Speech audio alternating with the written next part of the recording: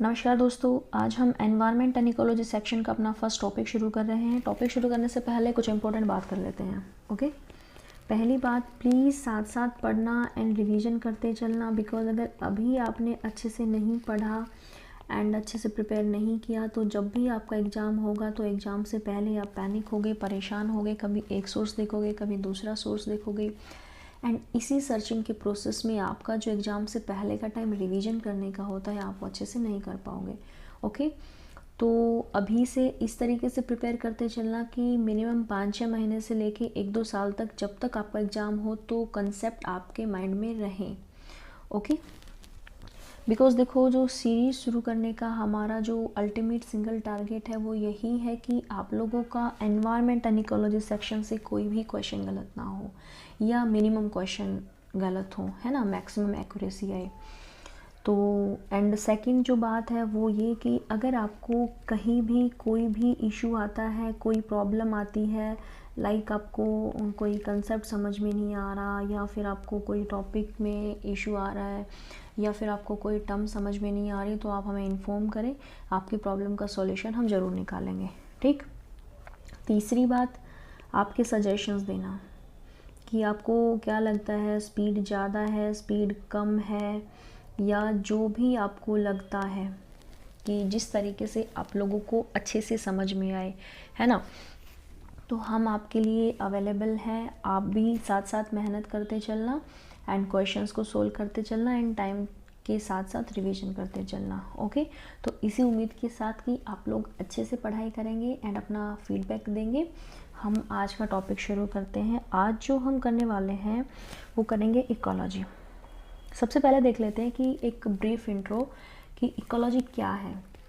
Basically जो ecology पारिस्थितिकी, जो जीव या जीव समुदाय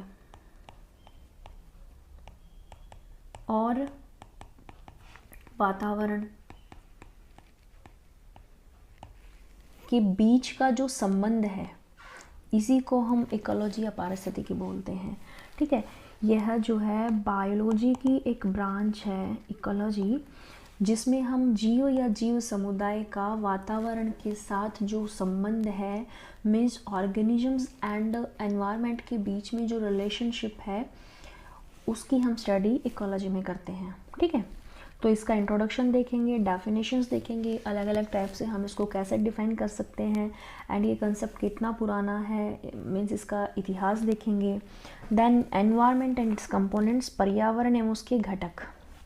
अब जो एनवायरनमेंट क्या है, एनवायरनमेंट है कि देखो, जो भी आपके चारों ओर दिख रहा है आपको खुली आंखों से, जो भी आपको आपके सराउंडिंग में दिखता है, चाहे वो सजीव है या निर्जीव है, वो सब आपका वातावरण है। फॉर एग्जांपल, मैं यहाँ पर बैठी हूँ, मेरे सराउंडिंग में table, chair, television, bed, plants, mobile, है ना, सब कुछ जो भी मेरे सराउंडिंग में है वो या तो लिविंग है या नॉन लिविंग है एंड जिसके साथ मैं हमेशा इंटरेक्ट करती हूँ, है ना। तो ये सब क्या हो गया, ये हो गया मेरा वातावरण, एनवायरनमेंट। ठीक, तो इकोलॉजी हो गया जीव या जीव समुदाय और वातावरण के बीच में जो संबंध है, वो हो गया अपना पारिस्थितिकी, इकोलॉजी। एंड जो वातावरण क्या है, पर्यावरण क्या है, जो भी हमारे सराउंडिंग में है, जो हमारे चारों ओर है, या तो सजीव है या निर्जीव है, वो सब हमारा एनवायरनमेंट है, वातावरण है। ठीक, और उसके अलग अलग टाइप के जो सजीव और निर्जीव घटक हैं उनको देखेंगे। देन लेवल्स ऑफ ऑर्गेनाइजेशन की, संगठन के स्तर क्या क्या हैं, कि कैसे जो यूनिट हैं अलग अलग जो कंबाइन होके हाईएस्ट लेवल का फॉर्मेशन करती हैं। फॉर एग्जांपल, हमारा जो बेसिक फर्स्ट लेवल है वो है ऑर्गेनिज्म यानी जीव। हमारा जो दूसरा लेवल है वो है पॉपुलेशन यानी जनसंख्या। तीसरा लेवल है कम्युनिटी यानी समुदाय। एंड देन फोर्थ लेवल है इकोसिस्टम यानी पारितंत्र। देन हमारा फिफ्थ लेवल है बायोम यानी जैव क्षेत्र। देन हमारा highest and last and sixth level है बायोस्फीयर। यानी जैव मंडल। जैसे जो ऑर्गेनिज्म है वो सबसे छोटी इकाई है जो वातावरण के साथ संबंध बनाती है या क्रिया प्रतिक्रिया करती है, इंटरेक्शन करती है। तो जब एक ही टाइप के जो स्पीशीज़ हैं वो एक ग्रुप में रह रही हैं तो उसको हम पॉपुलेशन बोल देंगे, है ना। एंड अगर अलग अलग टाइप की जो स्पीशीज़ हैं ग्रुप में रह रही हैं तो उसको हम समुदाय बोल देंगे। यानी अलग अलग टाइप के जो जनसंख्या के समूह हैं अगर एक जगह पे रह रहे हैं तो उनको हम पूरे ग्रुप को जो समुदाय बोल देंगे। Then ecosystem. इकोसिस्टम क्या है ये आपको हम डिटेल में स्टडी करेंगे कि आपको जब डेफिनेशन आप देखोगे इकोलॉजी की जो living and non living components हैं इन्वायरमेंट के, उनके बीच में जो इंटरेक्शन है वो इकोलॉजी है। देन इकोसिस्टम में भी सेम है कि जो एक सिस्टम में एनवायरनमेंट के साथ लिविंग कंपोनेंट्स जो भी इंटरेक्शन करते हैं उसकी स्टडी इकोसिस्टम है। तो डेफिनेशन जो है वो सेम लगेगी, बट इसमें जो डिफरेंस है वो हम अच्छे से डिटेल में देखेंगे कि इकोलॉजी क्या है एंड इकोसिस्टम क्या है। ठीक, इकोसिस्टम जो है वो इकोलॉजी का एक छोटा पार्ट है। इकोलॉजी एज ए होल जो है, अगर एक जीव या जीव समुदाय का हम वातावरण के साथ इंटरेक्शन पढ़ते हैं, संबंध पढ़ते हैं, तो वो हो जाएगा इकोलॉजी, है ना। पूरे जहाँ पे कोई भी बाउंड्री नहीं है। और अगर एक हम क्षेत्र विशेष का कि एक रीजन का हम फॉर एग्जांपल एक तालाब एक इकोसिस्टम है ना, तो जहाँ पर बाउंड्री में हम जीव या जीव समुदाय का वातावरण के साथ इंटरेक्शन पढ़ते हैं तो वो चीज़ आ जाएगी इकोसिस्टम। एंड अगर बगैर बाउंड्री पूरी अर्थ का अगर हम ये संबंध पढ़ रहे हैं तो वो आ जाएगी इकोलॉजी। ठीक, इसको हम डिटेल में देखेंगे।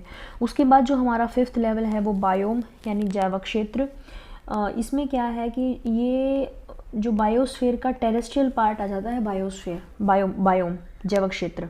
ठीक, अब ये क्या है, ये धरती पर कुछ ऐसे अलग अलग रीजन्स हैं, कुछ क्षेत्र हैं जहाँ पर एनवायरमेंटल कंडीशंस सेम होती हैं कि और वहाँ पर वेजिटेशंस एंड एनिमल लाइफ लगभग सेम मिलेगी। फॉर एग्जांपल एक क्षेत्र है टुंड्रा, ठीक है, तो टुंड्रा एक बायोम हो गया कि यहाँ पर जो एनवायरमेंटल कंडीशंस है पूरे टुंड्रा रीजन में एक जैसी मिलेगी और जो स्पीशीज़ डाइवर्सिटी है वो भी सेम मिलेगी। ठीक है, दूसरा जो बायोम हो गया वो हो गया ट्रॉपिकल रेन फॉरेस्ट, तो यहाँ पर एनवायरमेंटल कंडीशंस पूरे एरिया में सेम मिलेंगी एंड जो स्पीशीज़ डाइवर्सिटी है वो भी सिमिलर मिलेगी।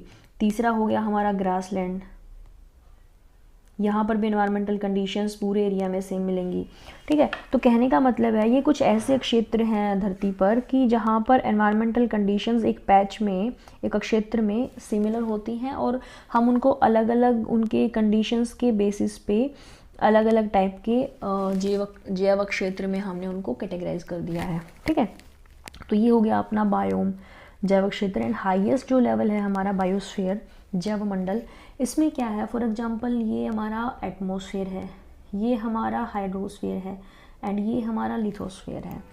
तो जो ये हिस्सा है जहाँ पर ये तीनों मिल रहे हैं यहाँ पर जो है लाइफ है। क्यों है लाइफ? बिकॉज यहाँ पर एयर भी है, पानी भी है एंड अर्थ भी है। ठीक है, तो कहने का मतलब है कि जो ये क्षेत्र है जहाँ पर ये तीनों कंपोनेंट्स इंटरेक्ट करते हैं यहीं पर जीवन है और इसीलिए इस क्षेत्र को बायोस्फीयर बोलते हैं या जैव मंडल बोलते हैं, बिकॉज यहाँ पर जीवन पाया जाता है। ओके, तो ये हम एक एक करके 1 बाय 1 डिटेल में स्टडी करेंगे। उसके बाद आता है इकोलॉजी, पारिस्थितिकी। जो टर्म है वो 2 वर्ड से मिलकर बनी है, एक ओइकोस एंड एक लोगोस। ओइकोस का मतलब है होम और the place to live in, मतलब जहाँ पर कोई रहता है या कोई रह सकता है, मतलब सिंपल टर्म में घर को हम बोलते हैं ओइकोस। ठीक, लोगोस बहुत ही सिंपल वर्ड है, जो लॉजी वर्ड इसी से बना है। एंड लॉजी जैसे कि हम बचपन से पढ़ते आ रहे हैं, काफ़ी सारी टर्म्स जैसे बायोलॉजी, जूलॉजी, जियोलॉजी, मार्फोलॉजी, है ना। तो जो ये लॉजी वर्ड है ये लोगोस से बना है एंड इसका मतलब है किसी चीज़ को पढ़ना, मीन्स अध्ययन करना, इसका मतलब हो गया। तो इकोलॉजी जो है उसको हम कई तरीके से डिफाइन कर सकते हैं, कई तरीके से परिभाषित कर सकते हैं। पहला तो हो गया इन वर्ड्स के मीनिंग के बेसिस पे कि study of home of nature, कि जो प्रकृति के घर का जो अध्ययन है उसको हम इकोलॉजी बोलते हैं। ठीक, दूसरे तरीके से हम इसको कैसे डिफाइन कर सकते हैं, study of relationship between organisms and their environment, कि जीव या जीव समुदाय का वातावरण या पर्यावरण के साथ जो संबंध है उसको हम इकोलॉजी बोलते हैं। अब इसमें देखो, इसमें दो टाइप का इंटरेक्शन आ जाएगा, एक तो आपस में जीवों का एंड दूसरा जीवों का वातावरण के साथ। ठीक है, तो इन जो दोनों टाइप के इंटरेक्शन के स्टडी को हम इकोलॉजी बोलते हैं। तीसरा, अब जो ये इंटरेक्शन होगा ये होगा living and non living components में। फॉर एग्जांपल देखो, जैसे sunlight, oxygen, carbon dioxide, air and water, ये सब नॉन लिविंग कंपोनेंट्स हैं एनवायरनमेंट में, है ना। And insect, plants, micro organisms, reptiles, mammals, birds, ये सब हो गए अपने लिविंग कंपोनेंट्स, यानी ये सजीव घटक हैं, ये निर्जीव घटक हैं, ऑक्सीजन एटसेट्रा। तो ये जो पूरा सिस्टम है ये कैसे मेंटेन रहता है। फॉर एग्जांपल प्लांट्स हैं, अब प्लांट्स फोटोसिंथेसिस परफॉर्म करते हैं, वो कैसे करते हैं, ऐसा तो नहीं है कि ये अकेले कर लेंगे, इनको जो है नॉन लिविंग कंपोनेंट्स की हेल्प लेनी पड़ेगी, जैसे कार्बन डाइऑक्साइड एंड वाटर की प्रेजेंस में, एंड देन सनलाइट, है ना। तो ये हो गया अपना फोटोसिंथेसिस की प्रोसेस जिससे फूड बनेगा, ये इनका ग्लूकोज बन जाएगा एंड कार्बन ऑक्सीजन रिलीज हो जाएगी। तो जो ये ऑक्सीजन है इसको हम एनिमल्स ब्रीदिंग में हमारी हेल्प करेगी, है ना। तो जो पूरा सिस्टम है सेम, जो सारे ऑर्गेनिजम्स हैं सनलाइट पर, हर जो बायोलॉजिकल एंटिटी है सभी डिपेंडेंट है, एंड सेम हर कोई पानी पर डिपेंडेंट है ना। जो भी living and non living components हैं एनवायरनमेंट में, उन आपस में वो इंटरेक्ट करके ही पूरा सिस्टम को बैलेंस रखते हैं एंड लाइफ पॉसिबल होती है ना। तो जो तीसरी डेफिनेशन है वो हम कह सकते हैं कि लिविंग एंड नॉन लिविंग जो कंपोनेंट्स हैं उनके बीच में जो इंटरेक्शन है उसको हम, उसकी स्टडी को इकोलॉजी बोलते हैं। ठीक, मीन्स सजीव या निर्जीव जो घटक हैं एनवायरनमेंट के, उनके बीच में जो संबंध है, जो प्रतिक्रियाएं क्रियाएं होती हैं, उनके अध्ययन को हम पारिस्थितिकी बोलते हैं। ओके, तो तीनों टाइप की डेफिनेशन को आप ध्यान रखना। पहला study of home of nature, then relationship between organisms and their environment, या जीव समुदाय एंड वातावरण के बीच का जो संबंध, देन जो एनवायरनमेंट के जो living and non living components हैं उनके बीच में जो इंटरेक्शन है उसको हम इकोलॉजी बोल देते हैं। ठीक, तो अब आप, अगर आपके एग्जाम में क्वेश्चन आता है जो इकोलॉजी की डेफिनेशन का, तो आप इजीली आप कोई सी भी डेफिनेशन को एलेबोरेट करके आप बहुत आराम से आप लिख सकते हो। ठीक है, देन अब बात आती है हिस्ट्री ऑफ इकोलॉजी। अब जो हिस्ट्री ऑफ इकोलॉजी है वो उसमें आ जाएगा कि जो इकोलॉजी जो टर्म है वो जर्मन जियोलॉजिस्ट थे अर्नस्ट हैकेल इन 1866 इन्होंने कॉइन करी ये। ठीक, उसके बाद जो फादर ऑफ इकोलॉजी कौन है, यूजिन ऑडम ये। देन इंडिया में फादर ऑफ इकोलॉजी कौन है, रामदेव मिश्रा ये छोटे छोटे कुछ स्टैटिक क्वेश्चंस पूछ लिए जाते हैं एग्जाम में कि फादर ऑफ इकोलॉजी कौन है, father of ecology in India कौन है, एंड जो इकोलॉजी टर्म थी वो कब और किसने खोज करी, है ना। तो ये सब छोटी छोटी चीज़ें आपके क्वेश्चन एग्जाम में पूछ लिए जाते हैं, तो आप इनका ध्यान रखना। देन आता है roots of ecology as old as human civilization, कि जो इकोलॉजी का जो कंसेप्ट है वो कितना पुराना है। कहने का मतलब है कि जो इकोलॉजी का कंसेप्ट है वो इतना पुराना है कि जब से मानव सभ्यता चली आ रही है। कैसे, देखो ह्यूमन था, है ना। अब ह्यूमन ने घर बनाना कैसे स्टार्ट किया,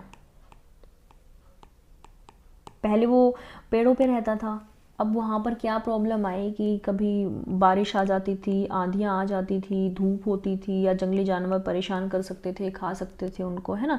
तो इन सब चीज़ों से बचने के लिए उसने क्या किया, गुफाओं में रहना शुरू किया, है ना। तो गुफाओं में रह के उसने थोड़ा अपना सर्वाइवल रखा, अपने आप को सेफ रखा। देन फिर फर्दर उसको और नॉलेज होता गया कि एनवायरनमेंट के साथ मैं कैसे कैसे मैं एडजस्ट कर सकता हूँ, या कैसे मैं एनवायरनमेंट का यूज़ करके अपना फिर उसने घर बनाना शुरू किया।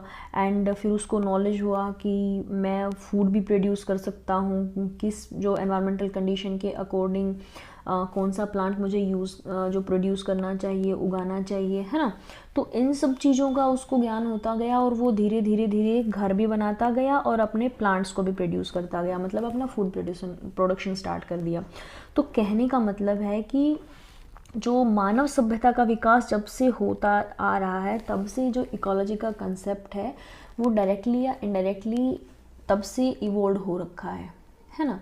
बिकॉज जो टर्म है वो बाद में आई, बट जो कंसेप्ट है वो शुरू से ही चला आ रहा है। ठीक, तो होप आपको समझ में आ गया होगा कि जो इकोलॉजी का कंसेप्ट है वो बहुत पुराना है और शुरू से ही मानव सभ्यता के विकास के साथ साथ यह डेवलप होता आ रहा है। जो हमारे जो एंशियंट जो वैदिक टेक्स्ट हैं लाइक वेद, संहिता, उपनिषद, ब्राह्मण, इन सब में भी जो इकोलॉजी के वेरियस जो कंसेप्ट हैं उनके बारे में डिस्क्रिप्शन मिलता है। ठीक है। देन जो आयुर्वेद है, आयुर्वेद के 2 महत्वपूर्ण ग्रंथ हैं, चरक संहिता एंड सुश्रुत संहिता। ये मेडिसिन पर है एंड ये अपना सर्जरी पर है। ठीक है। तो इनमें भी इकोलॉजी के अलग अलग जो एनवायरनमेंट के कंपोनेंट्स हैं like air, water, soil etcetera, इनके बारे में बहुत ज़्यादा डिटेल में वर्णन मिलता है। तो कहने का मतलब यह है कि जो इकोलॉजी का जो कंसेप्ट है वो बहुत पुराना है और अपने जो प्राचीन ग्रंथ हैं, प्राचीन साहित्य हैं, उनमें हर जगह जो इकोलॉजी का कंसेप्ट है वो बहुत डिटेल में वर्णित है। ठीक है। कहने का मतलब है कि इकोलॉजी का कंसेप्ट कोई नया नहीं है, ये बहुत पुराना कंसेप्ट है, मानव सभ्यता के साथ साथ चला आ रहा है। ओके। उसके बाद हम बात करते हैं कि इम्पोर्टेंस ऑफ इकोलॉजी क्या है, इकोलॉजी का महत्व क्या है, कि हम इकोलॉजी को क्यों पढ़ रहे हैं। बिकॉज देखो, जब तक हमें किसी चीज़ की इम्पोर्टेंस पता नहीं होगी, उसका महत्व पता नहीं होगा, तब तक हम उसको पढ़ तो सकते हैं बट समझ नहीं सकते, और बगैर समझे हम उसका अच्छे से प्रयोग नहीं कर पाएंगे अपने दैनिक जीवन में, कह सकते हैं, या अपने जो भी एक्शंस एंड रिएक्शंस हैं उनमें हम जो कंसेप्ट को हम नहीं यूज़ कर पाएंगे। एंड अगर किसी चीज़ का, आपके नॉलेज का, आपके ज्ञान का अगर आप यूज़ नहीं कर सकते तो उस चीज़ का कोई भी लॉजिक नहीं है ना। तो जो ये इम्पोर्टेंस है इकोलॉजी, वो क्या है? जो इकोलॉजी है वो नॉलेज है, मीन्स ज्ञान है किसका? Of interdependence between people and nature, कि जो मानव और प्रकृति जो है उसके बीच में जो पारस्परिक निर्भरता है, कि मानव प्रकृति पर डिपेंडेंट है एंड प्रकृति मानव पर डिपेंडेंट है। इसको हम एक एग्जाम्पल से समझ लेते हैं। मान लो आपने घर में काफ़ी सारे प्लांट्स लगाए हुए हैं, ठीक, तो आप दिन में 1 बार या 2 बार एनवायरमेंटल कंडीशंस के अकॉर्डिंग आप प्लांट्स में पानी ज़रूर दोगे, है ना। क्यों? क्योंकि आपको पता है कि जो प्लांट्स हैं उनका सर्वाइवल मुझ पर डिपेंडेंट है। अगर मैं पानी नहीं दूंगा या नहीं दूंगी तो प्लांट जो है सर्वाइव नहीं कर पाएगा। ठीक, तो मेरे को पता है कि जो प्रकृति है वो भी कहीं ना कहीं कुछ फैक्टर्स के लिए मुझ पर डिपेंडेंट है ना। बिकॉज मानव ही तो प्रकृति का दोहन कर रहा है, उसके साथ सबसे ज़्यादा छेड़छाड़ कर रहा है ना। तो कहने का मतलब है कि प्रकृति मानव पर डिपेंडेंट है कुछ फैक्टर्स के लिए, एंड दूसरी साइड पर मानव को भी हमें यह पता है कि मुझे सांस लेने के लिए ऑक्सीजन की ज़रूरत है ना, मीन्स हवा की ज़रूरत है, एंड पानी की ज़रूरत है, सनलाइट की ज़रूरत है, एंड प्लांट्स की ज़रूरत है, मीन्स फूड की ज़रूरत है ना, सॉइल की ज़रूरत है। तो मुझे सर्वाइवल के लिए प्रकृति की ज़रूरत है एंड प्रकृति को मेरी ज़रूरत है। कहने का मतलब है जो मानव और प्रकृति की जो आपस में पारस्परिक निर्भरता है, उसकी नॉलेज, उसका ज्ञान ही हमारा इकोलॉजी है। तो जो ये ज्ञान है ये किस किस चीज़ में हमारी हेल्प करता है? Food production. बिकॉज देखो, कोई प्लांट हम उगाते हैं तो एनवायरमेंटल कंडीशंस का हमें ज्ञान होता है कि जहाँ कहाँ पर रेनफॉल कितनी है या धूप कितनी है, एंड सॉइल की जो कंडीशन है, न्यूट्रिएंट्स कितने हैं, किन किन चीज़ों की डेफिशिएंसी है। तो इन सब फैक्टर्स के बेसिस पे ही तो हम प्लांट को किसी एक क्षेत्र में उगाते हैं, है ना। तो मतलब क्या हुआ कि ये फूड प्रोडक्शन में हमारी हेल्प करता है concept. Then water and air कि जो है हमें इसका जो हमें पता है कि एयर और वाटर हमारे जीवन के लिए बहुत उपयोगी हैं, तो हमें ये पता है कि किन किन फैक्टर्स से ये पॉल्यूटेड होता है और कैसे हम इसको साफ़ रख सकते हैं, है ना। तो ये हमारी मेंटेनेंस के लिए ये कॉन्सेप्ट हमारी हेल्प करता है।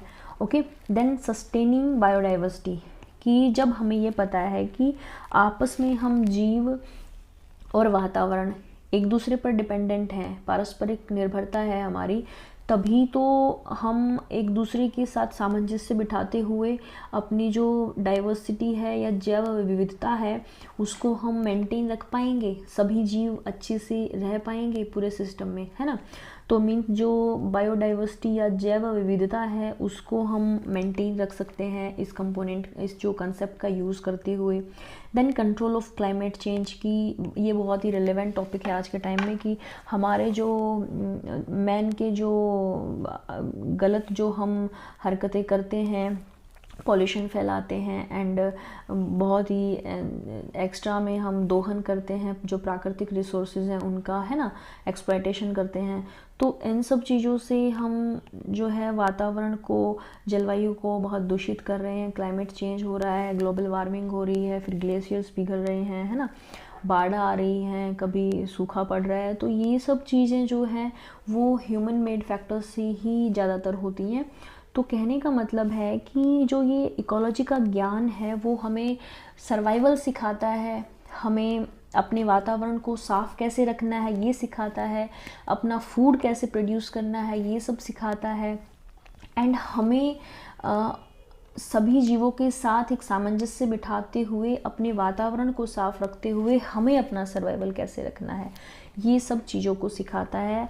मतलब क्या हुआ कि जो इकोलॉजी का कंसेप्ट है वो हमें जीवन पूरा, हमें किस तरीके से प्रकृति के साथ कैसे हमें रहना है, इन सब चीज़ों को हमें सिखाता है। मतलब कि जो इकोलॉजी का कंसेप्ट है बहुत ही व्यवहारिक कंसेप्ट है, ये हमारा कुल मिलाकर जो जीवन जीने का तरीका है प्रकृति के साथ उसका ज्ञान है। ठीक, तो ये जो इसकी इम्पोर्टेंस है आप लोगों को क्लियर हो गई होगी, और इसको अच्छे से जो एग्ज़ाम के तरीके से भी पढ़ना एंड एक जागरूक नागरिक के तौर पर भी इसको साथ साथ पढ़ते चलना। ठीक, कि क्या क्या है वो ये डाइवर्सिटी है, इस जो एनवायरनमेंट के साथ साथ हम जो जो भी पढ़ते चलेंगे, है ना, जो जो भी डिटेल में हम करते चलेंगे तो उसके साथ साथ आप कोरिलेशन में भी आप अपने माइंड में चीज़ों को करते चलना कि ओ इस चीज़ का क्या यूज़ हो सकता है, या किस तरीके से आपकी जागरूकता को बढ़ाने के लिए हम इस कंसेप्ट का यूज़ कर सकते हैं। तो इन सब चीज़ों को भी साथ साथ सीखते चलना और प्रैक्टिस में लाते चलना। ठीक, तो आप कभी भी इस कंसेप्ट को नहीं भूलोगे। ओके, तो होप आपको समझ में आ गया होगा। अब तक हमने इकोलॉजी टर्म की डेफिनेशन पढ़ी, इकोलॉजी क्या है, एनवायरनमेंट क्या है एंड उसकी इम्पोर्टेंस क्या है, एंड जो कुछ स्टैटिक जो पोर्शन था वो देखा। अब बात करते हैं एनवायरनमेंट कि एनवायरनमेंट क्या है एंड पर्यावरण क्या है। जो भी आपके चारों ओर है वो आपका सब या सजीव है या निर्जीव है, कुछ भी है जो आपको सराउंड करता है, जिसके साथ आप इंटरेक्ट करते हो, जो भी आपके चारों ओर है वो आपका पर्यावरण है, वातावरण है। ठीक, बहुत ही सिंपल बात है कि जो आपके चारों ओर है कुछ भी सजीव या निर्जीव सब आपका वातावरण है जिसके साथ आप फ्रीली इंटरेक्ट कर सकते हैं।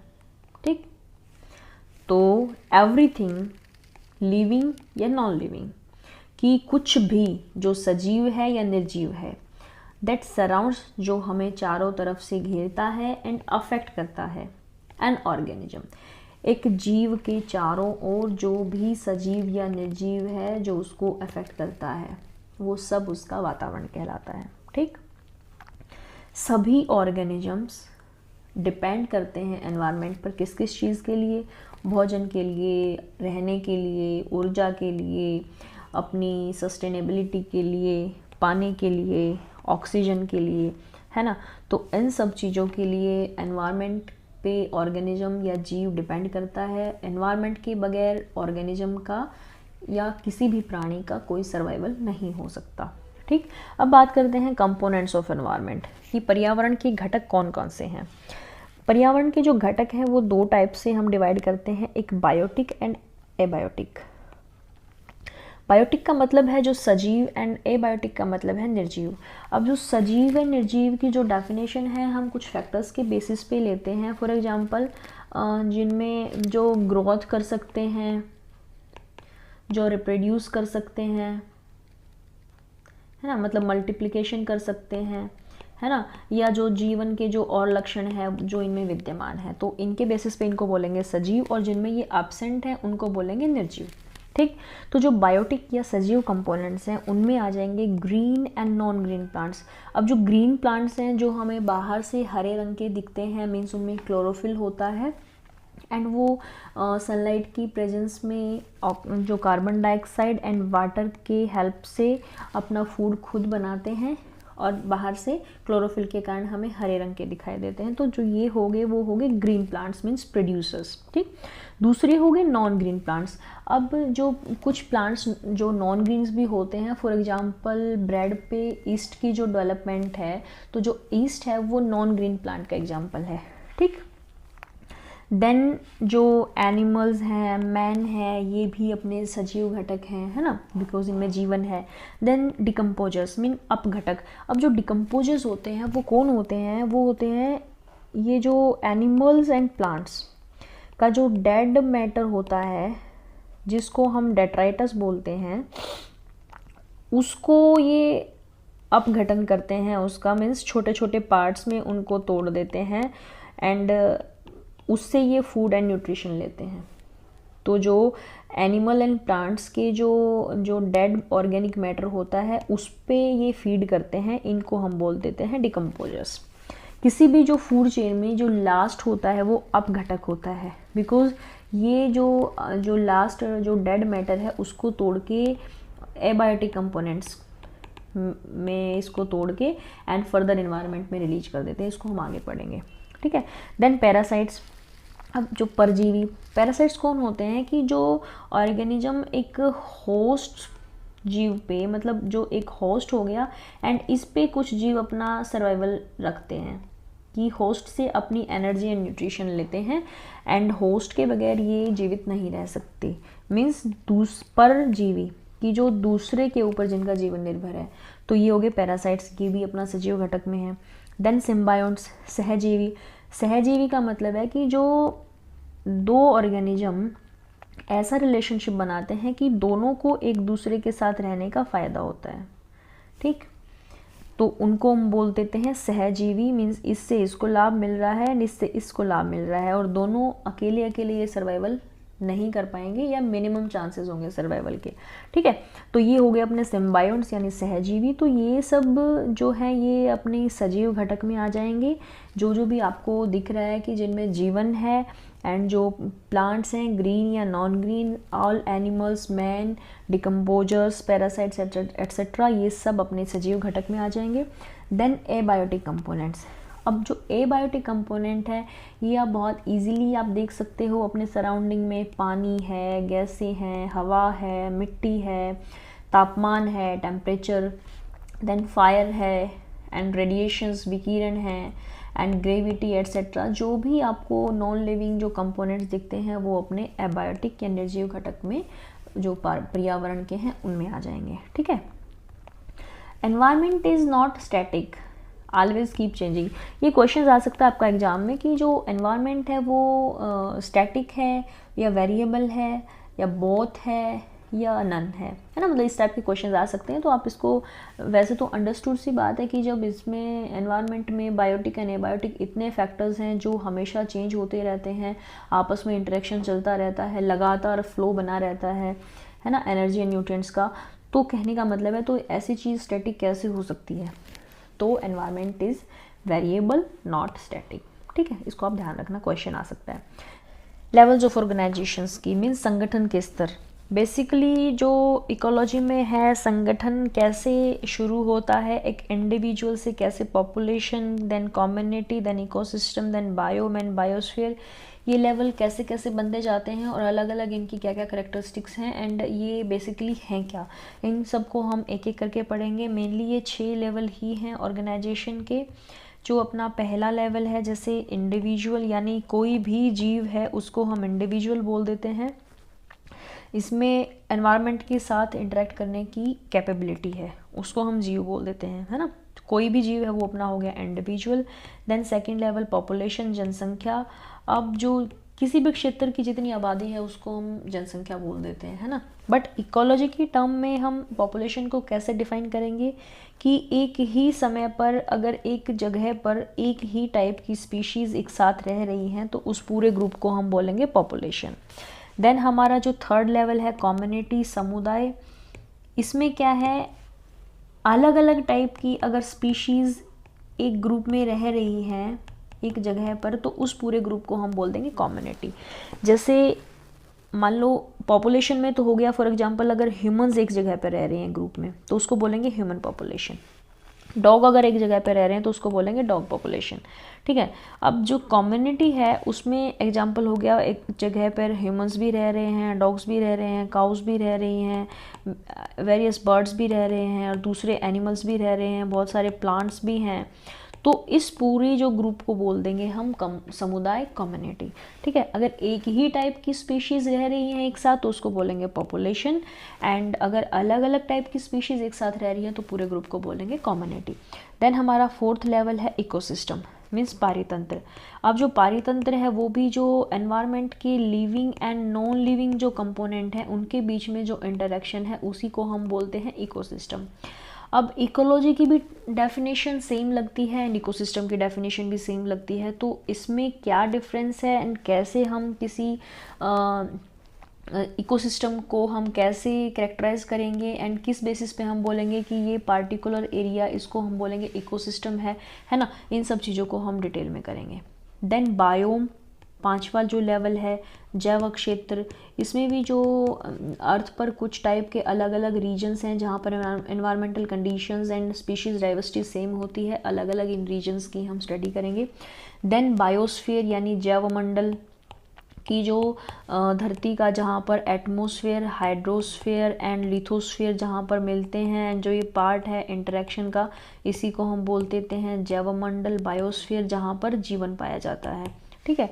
तो ये हो गए हमारे लेवल्स ऑफ ऑर्गेनाइजेशंस। अब बात करते हैं कि जो इकोलॉजी में लेवल्स ऑफ ऑर्गेनाइजेशंस हैं उनकी जो स्टडी है हम ऑर्गेनिज्म से ही स्टार्ट क्यों करते हैं। एंड आल्दो जो ऑर्गेनाइजेशन का जो प्रोसेस है वो एटम से स्टार्ट हो जाता है। फर्स्ट एटम बनेंगे, देन एटम्स मिलकर मॉलिक्यूल्स बनाएंगे, देन अलग अलग टाइप के मॉलिक्यूल्स मिलकर अलग अलग टाइप की सेल्स का फॉर्मेशन करेंगे। देन सेल्स अपने टाइप्स के बेसिस पे अलग अलग टिश्यूज़ बनाएंगे, for example epithelial tissue, connective tissue, है ना, मस्कुलर टिश्यू। देन टिश्यूज़ अपने फंक्शंस के अकॉर्डिंग अलग अलग ऑर्गन्स का निर्माण करेंगे, जैसे स्किन बन गया, हार्ट बन गया एंड बोन्स बन गया, लीवर बन गया, लंग्स बन गए, है ना, अलग अलग टाइप के ऑर्गन्स का निर्माण करेंगे। देन ऑर्गन्स पूरे ऑर्गेनाइज हो के पूरा जो अपना बॉडी सिस्टम का फॉर्मेशन करेंगे। एंड देन जब ये बॉडी सिस्टम अच्छे से संगठित होकर एक ऑर्गेनिज्म बनता है जहाँ पर इसमें एनवायरनमेंट के साथ इंटरेक्ट करने की कैपेबिलिटी होती है। तो जो एनवायरनमेंट के साथ इंटरेक्ट करने की कैपेबिलिटी के बेस पर ही हम इसको जो है इकोलॉजी का बेसिक लेवल मानते हैं। बिकॉज देखो इकोलॉजी क्या है, इकोलॉजी जीव और वातावरण का जो संबंध है आपस में वही तो है, और जो ये संबंध स्थापित करने की जो अक्षमता है, जो कैपेबिलिटी है, वो सबसे पहले ऑर्गेनिज्म के लेवल पर ही आती है, ठीक। तो इसीलिए हमने यहीं से ऑर्गेनाइजेशंस के लेवल्स को पढ़ना शुरू किया। Then population, community, ecosystem, biosphere. And biosphere में हमारा जो जीव और वातावरण का जो संबंध है वो यहाँ कंप्लीट हो जाता है, इसके बाद होल अर्थ जो बायोस्फीयर जो में है, जो लाइफ है और लाइफ की सारी फॉर्म्स एंड एनवायरनमेंट के बीच का जो इंटरेक्शन है, वो लास्ट जो सिस्टम है वो यही है जो लेवल है। इसके बाद पूरी earth, then solar system and then universe, है ना। तो जो इंटरेक्शन की जो हाईएस्ट जो डिग्री है वो बायोस्फीयर है एंड जो लोवेस्ट है वो है ऑर्गेनिज्म। ठीक, होप आपको समझ में आ गया होगा कि ऑर्गेनिज्म को हमने बेसिक लेवल क्यों लिया। ठीक है, अब बात करते हैं, इनको हम डिटेल में एक एक करके स्टडी करते हैं। जो हमारा पहला लेवल है ऑर्गेनाइजेशन का वो है इंडिविजुअल, मतलब कि कोई भी जीव है हम उसको बोलते हैं इंडिविजुअल। ठीक है, अब जो इकोलॉजी के टर्म में इंडिविजुअल को हम कैसे डिफाइन करेंगे, a body made up of organs यानी अंग, ऑर्गेनलीज प्रत्यंग एंड जो दूसरे पार्ट्स हैं वो, तो जो इनसे मिलकर बनी है जो शरीर है, जो एनवायरनमेंट के साथ अपने वेरियस फंक्शंस को परफॉर्म कर सकता है। ठीक है, तो जो शरीर है, जो अंग प्रत्यंग और दूसरे जो भी पार्ट्स हैं उनसे मिलकर बना है और जो एनवायरनमेंट के साथ फ्रीली फंक्शन कर सकता है, इंटरेक्ट कर सकता है, उसको हम बोल देते हैं एन ऑर्गेनिज्म और जीव। ठीक है, ये एनिमल भी हो सकता है, प्लांट भी हो सकता है, बैक्टीरिया, फंजाई, कुछ भी हो सकता है जिसमें अपने फंक्शंस करने की आज़ादी है, जो इंडिपेंडेंटली फंक्शन कर सकता है। ठीक है, तो होप आपको समझ में आ गया होगा। सिंपल टर्म में कोई भी जीव है उसको हम इंडिविजुअल बोलते हैं। अब फिर आप इकोलॉजी के टर्म में ये आप पूरा लिख देना कि जो भी बॉडी है made up of organs, organelles and other parts that work together to carry out various functions is known as an individual or organism। ठीक है, तो दूसरा जो लेवल है हमारा वो है पॉपुलेशंस, मीन्स जनसंख्या। किसी क्षेत्र की जितनी आबादी है उसको हम पॉपुलेशन बोल देते हैं। इकोलॉजी के टर्म में बोलेंगे a group of same species in a particular area at a particular time is known as populations या जनसंख्या, कि समान जाति के समूह को एक विशेष क्षेत्र में उसको हम बोल देते हैं जनसंख्या। अब जो एक टॉपिक आता है पॉपुलेशन ग्रोथ रेट, जैसे ये देखो, ये देख लो, जैसे एक ह्यूमन अगर एक साथ रह रहे हैं तो उसको बोलेंगे ह्यूमन पॉपुलेशन, अगर कुत्ते रह रहे हैं एक साथ तो डॉग पॉपुलेशन, एलिफेंट्स रह रहे हैं एक साथ तो एलिफेंट पॉपुलेशन, है ना। तो एक ही टाइप की अगर स्पीशीज़ एक ग्रुप में रह रही है तो उसको हम बोल देते हैं जनसंख्या एंड पॉपुलेशन। अब एक टॉपिक आता है पॉपुलेशन ग्रोथ रेट यानी जनसंख्या वृद्धि दर। ये क्या है बेसिकली कि अब जो जनसंख्या किस दर से बढ़ रही है, मीन्स जो इंडिविजुअल्स हैं, जो जीव हैं, जो स्पीशीज़ है, उसमें उनका नंबर किस दर से बढ़ रहा है, उसी को हम बोलते हैं पॉपुलेशन ग्रोथ रेट, है ना। जिसमें percentage change between the number of individuals in a population at two different times, कि अलग अलग टाइम पे, फॉर एग्जांपल अभी प्रेजेंट में ह्यूमन पॉपुलेशन है 100 एंड अगर 10 साल बाद पॉपुलेशन हो जाएगी 500, तो जो परसेंटेज चेंज आएगा उसी को हम बोल देते हैं कि इतनी जनसंख्या वृद्धि हो रही है। ठीक है, अब जो जनसंख्या की वृद्धि है वो जनसंख्या बढ़ भी सकती है एंड कम भी हो सकती है। उसी के बेसिस पे हमने अगर बढ़ेगी तो उसको बोल दिया positive growth rate and come होगी तो उसको बोल दिया हमने नेगेटिव ग्रोथ रेट। ठीक है, अब जो पॉजिटिव ग्रोथ रेट है वो किन किन कारणों से होगी, मीन्स जनसंख्या बढ़ेगी किन किन कारणों से। अब बर्थ यानी किसी का जन्म हो रहा है तो ऑब्वियस सी बात है कि कोई अगर ग्रुप में किसी नई स्पीशीज़ में किसी इंडिविजुअल का जन्म हो रहा है तो वो स्पीशीज़ में ऐड ऑन करेगा, जनसंख्या बढ़ेगी। एंड देन इमिग्रेशन मीन्स बाहर से कोई ग्रुप में आ रहा है तो भी संख्या बढ़ेगी, है ना। तो इसके जनसंख्या के बढ़ने के दो कारण हैं, बर्थ एंड इमिग्रेशंस, जन्म एंड आप्रवासन। इसको आप ध्यान रखना, ये मल्टीपल चॉइस ऑफ क्वेश्चंस में आ सकता है कि immigration leads to positive growth rate और नेगेटिव ग्रोथ रेट, है ना। तो इमिग्रेशन से पॉजिटिव ग्रोथ रेट होगा, मीन्स जनसंख्या बढ़ेगी। देन नेगेटिव ग्रोथ रेट, इसके भी दो फैक्टर हैं कि किसी की मौत हो रही है तो वो भी स्पीशीज़ की जो जनसंख्या है वो कम करेगा।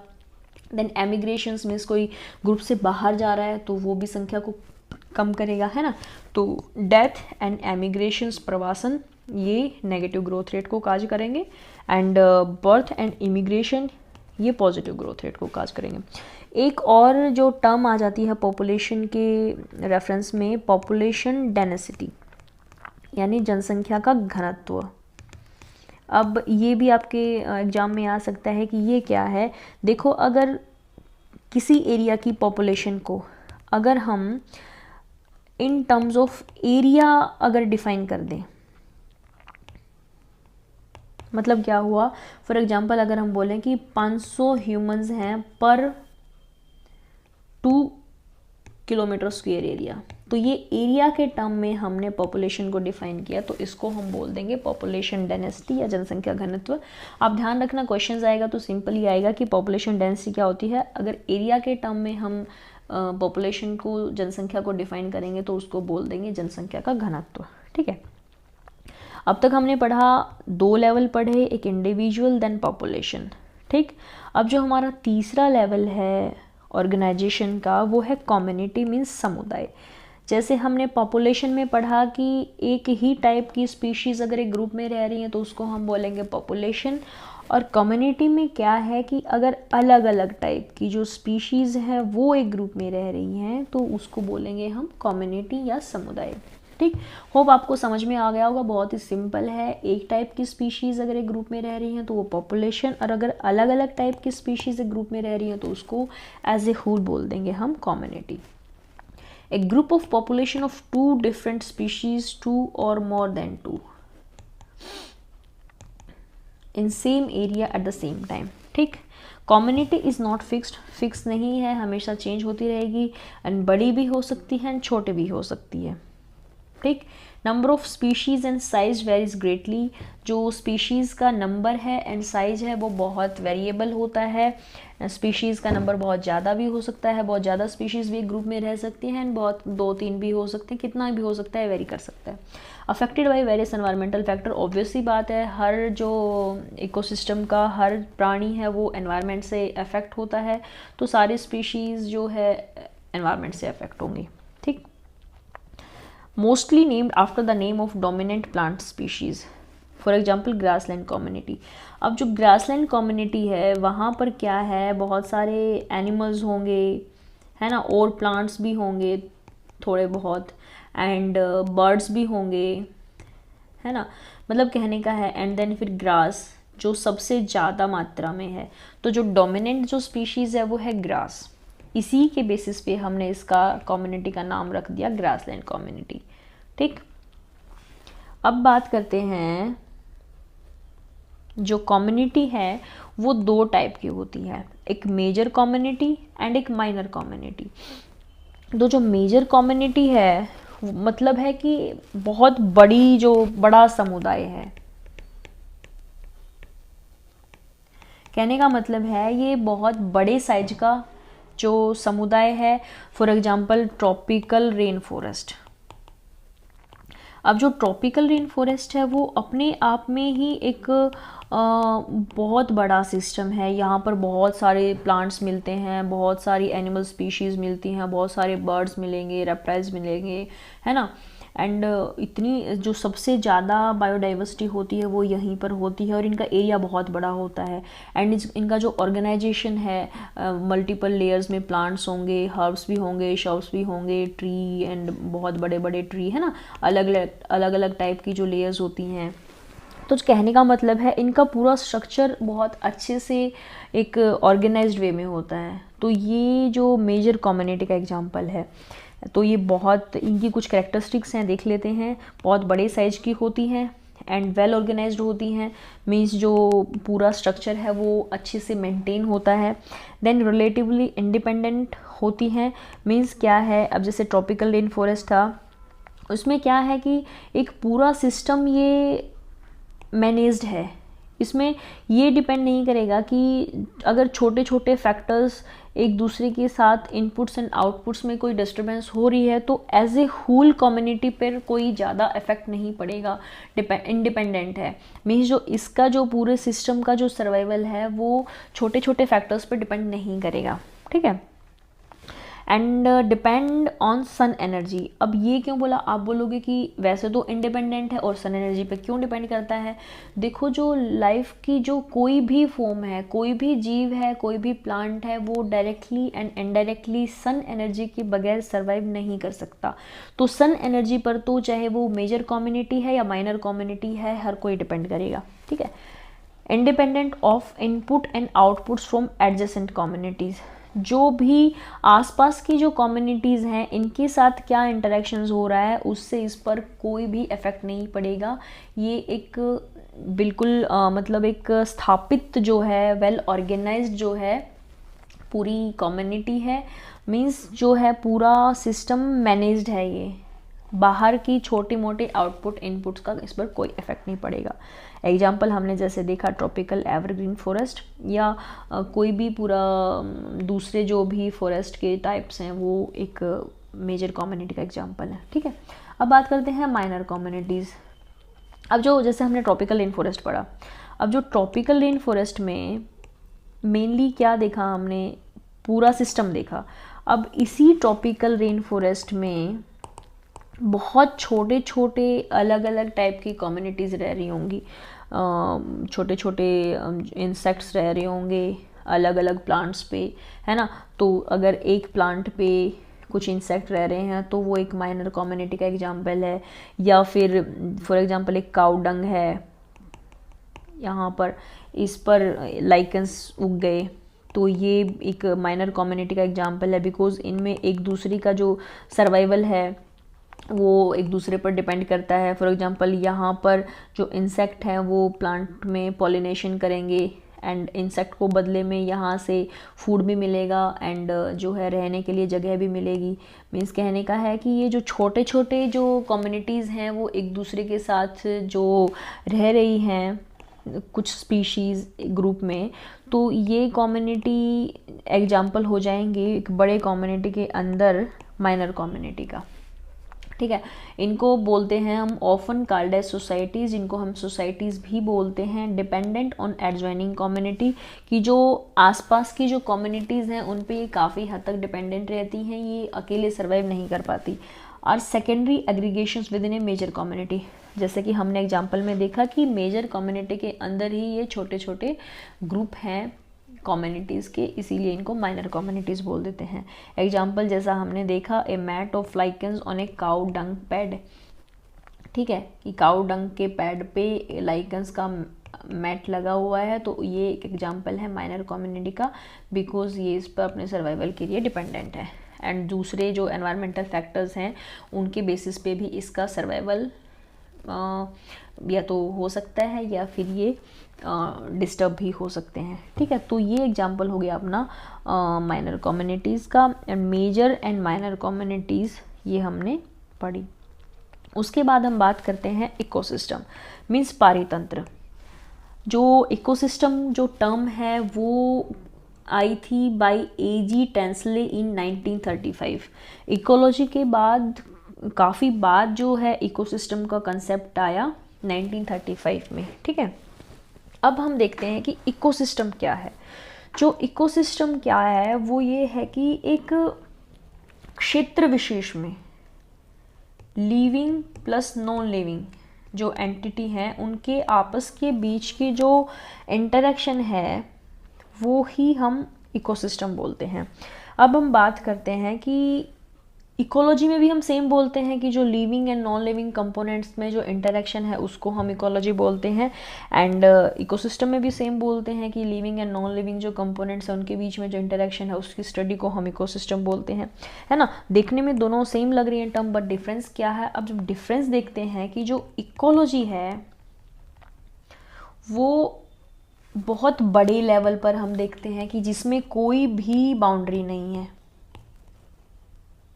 ठीक। जो इकोसिस्टम है वो एक क्षेत्र विशेष की बात हो रही है, छोटे रीजन की बात हो रही है, छोटा या बड़ा जो भी हो सकता है, बट वहाँ पर बाउंड्री फिक्स हो जाती है कि अगर यहाँ पर हम living and non living components के बीच में इंटरेक्शन करेंगे तो इसको हम बोलेंगे इकोसिस्टम। और अगर बगैर बाउंड्री के होल अर्थ की हम स्टडी करेंगे तो उसको हम बोल देंगे इकोलॉजी, ठीक है। The self sustaining structural and functional interaction between living and non living components. अब बात करते हैं कि जो इकोसिस्टम है ना, इकोसिस्टम की हम किस बेसिस पे किसी सिस्टम को इकोसिस्टम बोलेंगे, तो उसके कुछ कैरेक्टरिस्टिक्स होते हैं। जैसे जो पहला जो विशेषता है, कैरेक्टरिस्टिक्स है, वो है कि एक डिफाइंड एरिया होना चाहिए, यानी सुनिश्चित क्षेत्र होना चाहिए।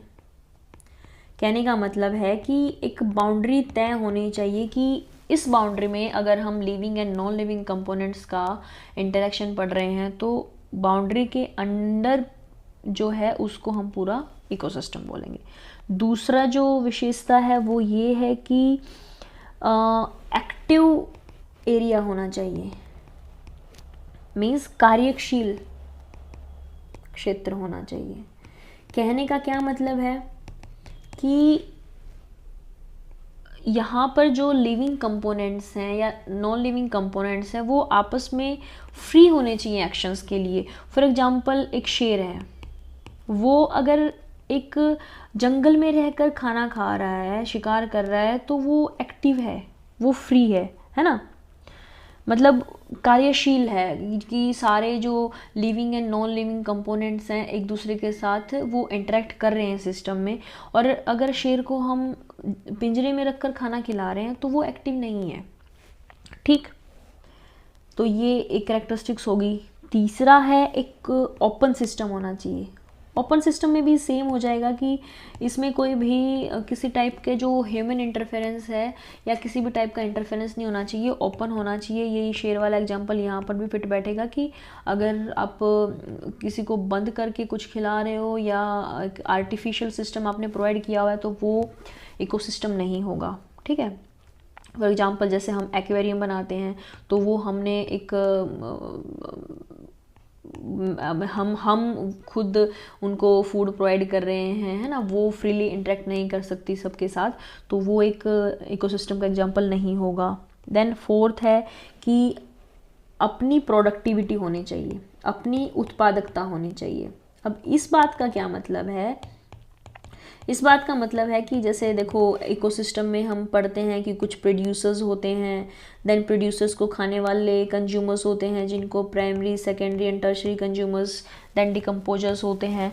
तो मतलब कहने का है कि जो अपनी उत्पादकता का स्तर है वो अपना नेचुरल होना चाहिए, इसमें कोई किसी टाइप की जो है वो बाहर से छेड़छाड़ नहीं होने चाहिए, ठीक है, तभी जाकर पूरा इकोसिस्टम बनेगा। देन जो फिफ्थ है वो 3 कंपोनेंट्स होने चाहिए किसी इकोसिस्टम में। पहला है एनर्जी, दूसरा लिविंग कंपोनेंट्स एंड तीसरा नॉन लिविंग कंपोनेंट्स, ठीक है। बिकॉज देखो नॉन लिविंग कंपोनेंट्स पर ही लिविंग कंपोनेंट्स डिपेंडेंट हैं, जैसे हवा, पानी, है ना, सूर्य की ऊर्जा है वो। तो इन सब फैक्टर्स की प्रेजेंस के बेसिस पर ही हम किसी सिस्टम को इकोसिस्टम बोलेंगे। जहाँ पर ये कंडीशंस अवेलेबल हैं इनको हम बोलेंगे कि एक इकोसिस्टम है, ठीक। अब बात करते हैं ecosystem vary greatly in size and elements. Obvious सी बात है कि इकोसिस्टम बहुत वेरी कर सकता है। इकोसिस्टम एक छोटा भी हो सकता है एंड एक बड़ा भी हो सकता है। फॉर एग्जांपल एक ट्री है एंड ट्री पर काफ़ी सारे इंसेक्ट रह रहे हैं, बर्ड्स रह रहे हैं एंड दूसरी जो छोटे छोटे जो जीव हैं वो रह रहे हैं। तो ये एक पूरा जो प्लांट है ये भी एक इकोसिस्टम का एग्जाम्पल है।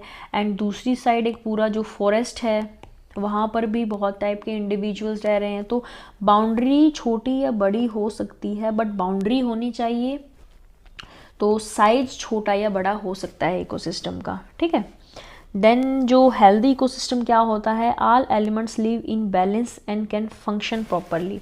कि बैलेंस्ड इकोसिस्टम या हेल्दी इकोसिस्टम उसको बोलते हैं कि जहाँ पर हर जो लिविंग एंड नॉन लिविंग जो फैक्टर हैं वो अपने अपनी जो है बैलेंस में रहें आपस में एंड अपने अपने फंक्शंस परफॉर्म करने के लिए फ्री होने चाहिए, ठीक। तो उसको हम बोलेंगे हेल्दी इकोसिस्टम, मतलब किसी टाइप की छेड़छाड़ ना हो बाहर से, उसी को हम हेल्दी इकोसिस्टम बोलेंगे। Ecosystem can be small as a single tree and large and entire forest, ये हमने पहले देख लिया। अब बात करते हैं कंपोनेंट्स ऑफ इकोसिस्टम की, कि इकोसिस्टम के कितने कौन कौन से घटक हैं। सेम जैसे हमने एनवायरनमेंट में पढ़ा, एबायोटिक एंड बायोटिक, निर्जीव एंड सजीव घटक। जो एबायोटिक कंपोनेंट हैं उसमें हम क्या देखेंगे कि वेरियस फिजिकल फैक्टर्स हैं, इनऑर्गेनिक सब्सटेंसेस हैं, ऑर्गेनिक सब्सटेंसेस हैं। जो फिजिकल फैक्टर हैं यानी जो भौतिक जो कंपोनेंट्स हैं जो हमें दिख रहे हैं, जैसे temperature, humidity, light, atmospheric pressure, latitudes, अक्षांश यानी किसी जो है अक्षेत्र का जो इक्वेटर से एंगुलर डिस्टेंस है उसको हम लैटिट्यूड बोलते हैं। देन एल्टीट्यूड मीन्स कितनी ऊंचाई पर है कोई प्लांट या animal species. Then rainfall and energy. तो ये सब फैक्टर्स हैं जो कि किसी भी लिविंग एंटिटी की एग्जिस्टेंस को काफ़ी अफेक्ट करते हैं। देन इनऑर्गेनिक सब्सटेंसेस में अपना water, oxygen, carbon dioxide, nitrogen etcetera. Then जो ऑर्गेनिक सब्सटेंसेस में आ जाएंगे जो अपने कार्बनिक पदार्थ हैं जिनमें कार्बन होता है, प्रोटीन्स, कार्बोहाइड्रेट्स एंड लिपिड्स। तो ये सब जो कंपोनेंट्स हैं वो एबायोटिक कंपोनेंट्स हो गए, जिनके साथ इंटरेक्ट करके जो लिविंग ऑर्गेनिजम्स हैं वो अपना सर्वाइवल मेंटेन रखते हैं। ठीक, दूसरी साइड हो गई बायोटिक या सजीव कंपोनेंट। इनमें आ जाएंगे प्रोड्यूसर्स यानी उत्पादक, green plants, and then consumers, उपभोक्ता। इनमें आ जाएंगे primary, secondary and tertiary consumers. Then decomposers यानी अपघटक जो माइक्रो ऑर्गेनिजम्स होते हैं, एंड जो एनिमल एंड प्लांट्स के जो डेड मटेरियल होता है उसको छोटे छोटे पार्ट्स में एबायोटिक कंपोनेंट्स में तोड़कर अपनी एनर्जी एंड न्यूट्रिएंट्स लेते हैं। ये हो गए डिकम्पोजर्स। ठीक, अब जो ये हैं कि देखो, अब जो एबायोटिक कंपोनेंट्स हैं, अब जो प्रोड्यूसर्स हैं मीन्स प्लांट्स हैं, इन्होंने कार्बन डाइऑक्साइड एंड वाटर की हेल्प से सनलाइट की प्रेजेंस में अपना फूड बनाया, इसीलिए इनको प्रोड्यूसर बोला। ठीक है, अब प्रोड्यूसर्स ने जो इनको प्रोड्यूसर्स को कौन खाएगा? कंज्यूमर्स। अब जो कंज्यूमर्स हैं इनमें primary, secondary and tertiary consumers आ जाएंगे। ठीक है, इसको हम आगे देखेंगे डिटेल में। देन जो कंज्यूमर्स हैं, कंज्यूमर्स का जो है एंड प्लांट्स, इन दोनों का जो डेड मटेरियल होगा इसको कौन डिकम्पोज करेगा? डिकम्पोजर्स यानी अपघटक। अब ये जो है डिकम्पोज करके फर्दर इनको एबायोटिक कंपोनेंट्स में तोड़ देंगे और एबायोटिक कंपोनेंट्स को एनवायरनमेंट में रिलीज कर देंगे, और ये साइकिल जो है एनर्जी के एक्सचेंज का वो चलता रहेगा कि एबायोटिक कंपोनेंट्स से प्लांट्स फूड प्रोड्यूस करेंगे, प्रोड्यूसर से फिर कंज्यूमर्स कंज्यूम करेंगे, एंड देन कंज्यूमर्स और प्लांट्स के जो ऑर्गेनिक मैटर जो डेड होगा उसको डिकम्पोज करके डिकम्पोजर्स जो हैं एनवायरनमेंट में फर्दर एबायोटिक कंपोनेंट्स बनाएंगे, एंड ये जो साइकिल है पूरा चलता रहेगा। तो जो ये किसी पार्टिकुलर क्षेत्र में किसी बाउंड्री के बीच में अगर हम ये living and non living components का पूरा एक्सचेंज या जो इंटरेक्शन है वो पढ़ते हैं, उसको हम बोलते हैं इकोसिस्टम। ठीक, अब बात करते हैं जो प्रोड्यूसर्स हैं वो कौन होते हैं? जो अपना भोजन खुद बनाते हैं। फॉर एग्जांपल प्लांट्स, ये फोटोसिंथेसिस के द्वारा अपना भोजन खुद बनाते हैं। Carbon dioxide plus water and sunlight की प्रेजेंस में ग्लूकोज बनाया एंड ऑक्सीजन रिलीज करी। ऑक्सीजन से हम सब एनिमल्स अपना ब्रीथ करते हैं। ठीक, तो जो टेरेस्ट्रियल इकोसिस्टम है and then aquatic ecosystem. Terrestrial ecosystem में जो प्रोड्यूसर्स हैं वो हैं हर्बेशियस वुडी प्लांट्स, जो हमें सामने से ग्रीन प्लांट्स दिख रहे हैं वो हैं। एंड एक्वेटिक इकोसिस्टम में प्रोड्यूसर्स कौन हैं? एल्गी, माइक्रोस्कोपिक एल्गी, जिनको हम शैवाल बोलते हैं। ठीक है, मतलब कहने का है कि जो प्रोड्यूसर्स हैं वो अपना भोजन खुद बनाते हैं, इनको ऑटोट्रोफ्स एंड प्राइमरी प्रोड्यूसर्स भी बोलते हैं, एंड ये फोटोसिंथेसिस की प्रोसेस परफॉर्म करते हैं। एंड जो टेरेस्ट्रियल इकोसिस्टम है मीन्स भूमि पर जो है ये हमें सामने से दिखने वाले वुडी प्लांट्स होते हैं वो होते हैं, और जो जल में होते हैं वो शैवाल बनाते हैं अपना खाना खुद। ठीक, अब बात करते हैं कंज्यूमर्स। कंज्यूमर्स कौन है? कंज्यूमर्स दो टाइप से हम डिवाइड कर सकते हैं, एक मैक्रो कंज्यूमर्स, एक माइक्रो कंज्यूमर्स। जो मैक्रो कंज्यूमर्स हैं ये 4 टाइप्स के होते हैं: primary consumers, secondary consumers, tertiary consumers and omnivorous. ठीक है, अब जो प्राइमरी कंज्यूमर्स वो कौन होते हैं? जो कि जिनको हम हर्बीवोर्स भी बोलते हैं, बिकॉज ये डायरेक्टली प्लांट्स को खाते हैं, इसलिए इनको बोलते हैं प्राइमरी कंज्यूमर्स। सबसे पहले यही खाते हैं, इसलिए इनको बोला प्राइमरी। ठीक, जैसे रैबिट एंड काऊ ये घास एंड प्लांट्स को खाते हैं, तो इसलिए इनको बोला प्राइमरी प्रोड्यूसर्स, प्राथमिक उपभोक्ता। दूसरा बोला सेकेंडरी कंज्यूमर्स, जो कि प्राइमरी कंज्यूमर्स पे फीड करते हैं, इनको इसलिए बोला द्वितीयक उपभोक्ता। ये प्लांट्स को भी खाते हैं एंड जो है प्राइमरी कंज्यूमर्स को भी खाते हैं। ठीक, फॉर एग्जांपल वॉल्स। देन आया अपना तृतीयक उपभोक्ता, टर्शरी कंज्यूमर्स, ये सेकेंडरी कंज्यूमर्स को खाते हैं। ठीक है, लाइन्स, ये प्लांट्स को नहीं खाती, ये सेकेंडरी कंज्यूमर्स को खाते हैं। देन ऑमनिवोरस, अब जो सर्वाहारी, इसमें क्या है कि which consumes both plants and animals, for example man and monkey. ये है जो कंज्यूमर्स को भी खाते हैं, प्लांट्स को भी खाते हैं एंड एनिमल्स को भी खाते हैं, तो इनको इसलिए बोल दिया ऑमनिवोर्स बिकॉज ये दोनों को खाते हैं। अब जो ऑमनिवोर्स है वो अपना सेकेंडरी कंज्यूमर्स में भी आ जाता है, बिकॉज ये प्लांट्स को भी फीड करते हैं एंड एनिमल्स को भी खाते हैं। ठीक, अब उसके बाद जो हमारा सेकंड जो है वो है माइक्रो कंज्यूमर्स। इनको हम सैप्रोट्रोफ्स भी बोलते हैं, बिकॉज ये जो मृत जो जीव हैं उनसे अपना एनर्जी एंड न्यूट्रिएंट्स लेते हैं, उनको छोटे छोटे पार्ट्स में डिकम्पोज करके। दैट डिकम्पोजर सेम हमने पढ़ा कि जो डेट्राइटस होता है, मीन्स डेड ऑर्गेनिक मैटर होता है प्लांट्स एंड एनिमल्स का, उनको डिकम्पोज करके अपना एनर्जी एंड न्यूट्रिएंट्स लेते हैं। देन ऑस्मोट्रोफ्स, इसीलिए बोला कि कुछ जो है ये माइक्रो ऑर्गेनिजम्स ऑस्मोसिस के द्वारा न्यूट्रिएंट्स लेते हैं, तो इसलिए इनको ऑस्मोट्रोफ्स बोल दिया। एंड देन डेट्रीवोर्स डिकम्पोजर्स ही होते हैं जो एनर्जी ऑब्टेन करते हैं by decaying dead organic matter of plants and animals. ठीक है, तो डेट्रीवोर्स डिकम्पोजर्स ही हैं। देन ये मोस्टली माइक्रोस्कोपिक होते हैं, मीन्स आँखों से हम इनको नहीं देख सकते, सूक्ष्मजीवी होते हैं जैसे प्रोटोजोआ एंड बैक्टीरिया, बट बड़े भी हो सकते हैं, fungi, earthworm and termites etcetera. ठीक है, कंज्यूमर्स की जैसे हमने देखा कि 3 टाइप हैं, primary consumers, secondary consumers, tertiary consumers, and then हमने एक 4th टाइप भी देखा ऑमनिवोर्स की, जो दोनों खा रहे हैं। ठीक है, प्राइमरी कंज्यूमर्स सिर्फ प्रोड्यूसर्स को खाते हैं, okay. And then secondary consumers, जो कंज्यूमर्स मतलब इन्हीं को हम ऑमनिवोर्स बोल देते हैं। जो 4th कैटेगरी है वो सेकेंडरी कंज्यूमर्स में ही आ गई, ऑमनिवोर्स बेसिकली। ठीक, तो ये हो गए अपने सेकेंडरी कंज्यूमर्स जो प्लांट्स को भी खाते हैं और प्राइमरी कंज्यूमर्स को भी खाते हैं। देन टर्शरी कंज्यूमर्स, ये ओनली सेकेंडरी कंज्यूमर्स को खाते हैं। ठीक है, ये टॉप मोस्ट कार्निवोर होते हैं इकोसिस्टम में।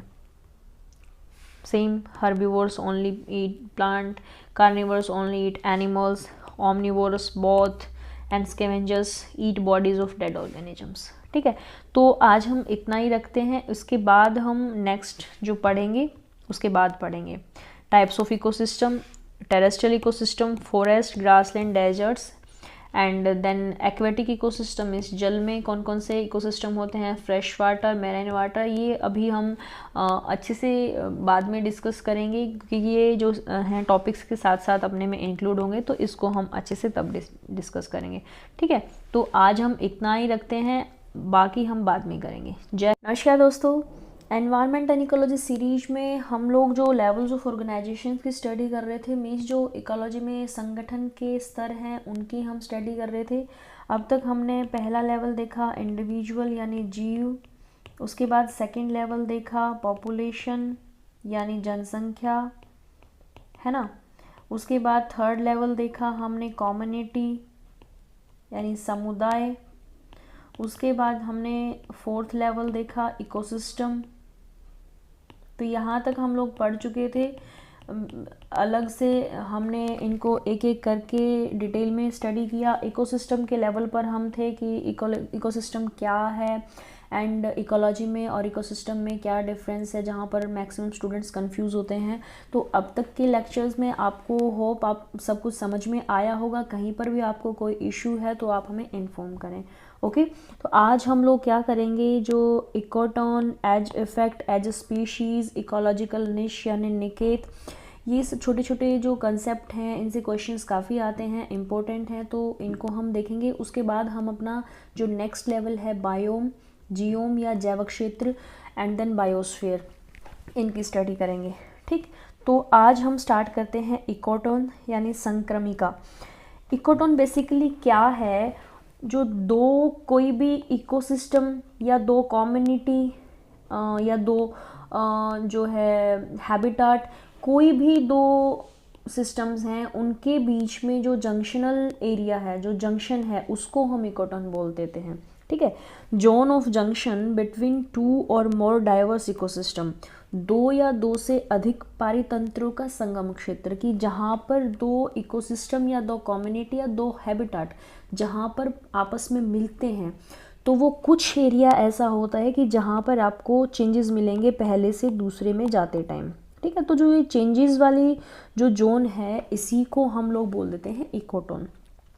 एग्जाम्पल्स ले लेते हैं, फॉर एग्जाम्पल मैनग्रूव्स। अब जो मैनग्रूव्स हैं वो बेसिकली जो ट्रांजिशन एरिया है किस किस में, एक साइड तो हो जाता है मैराइन इकोसिस्टम यानी एक्वेटिक इकोसिस्टम, ठीक है, एंड दूसरी साइड हो जाता है टेरेस्ट्रियल इकोसिस्टम यानी स्थलीय, ये हो गया अपना जलीय इकोसिस्टम।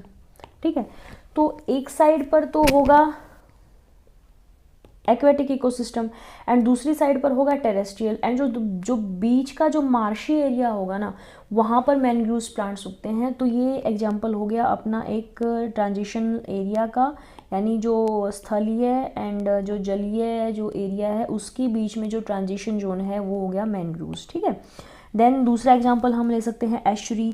अब जो एस्चुरीज क्या हिंदी में बोलते हैं मुहाना, है ना। अब ये क्या है, जहाँ पर जो ये नदियाँ हैं पानी लाती हैं और समुद्र में डालती हैं, तो जो ये एरिया है ये एस्चुरीज वाला एरिया है। ठीक है, अब ये मतलब नदी का जो मुहाना है, जहाँ से समुद्र में रिवर या नदी कोई भी प्रवेश करती है, तो उस एरिया को हम बोल देते हैं नदी का मुहाना या एस्चुरी एरिया। ठीक है, तो ये किस में है, अब जो नदियों का पानी होता है वो फ्रेश वाटर होता है, एंड जो समुद्र का पानी है वो मैराइन या सैलाइन वाटर होता है ना। तो ये भी एक ट्रांजिशनल एरिया हो गया। तो ये एग्जाम्पल हो गया अपना इकोटोन का, estuary between fresh water and saline water.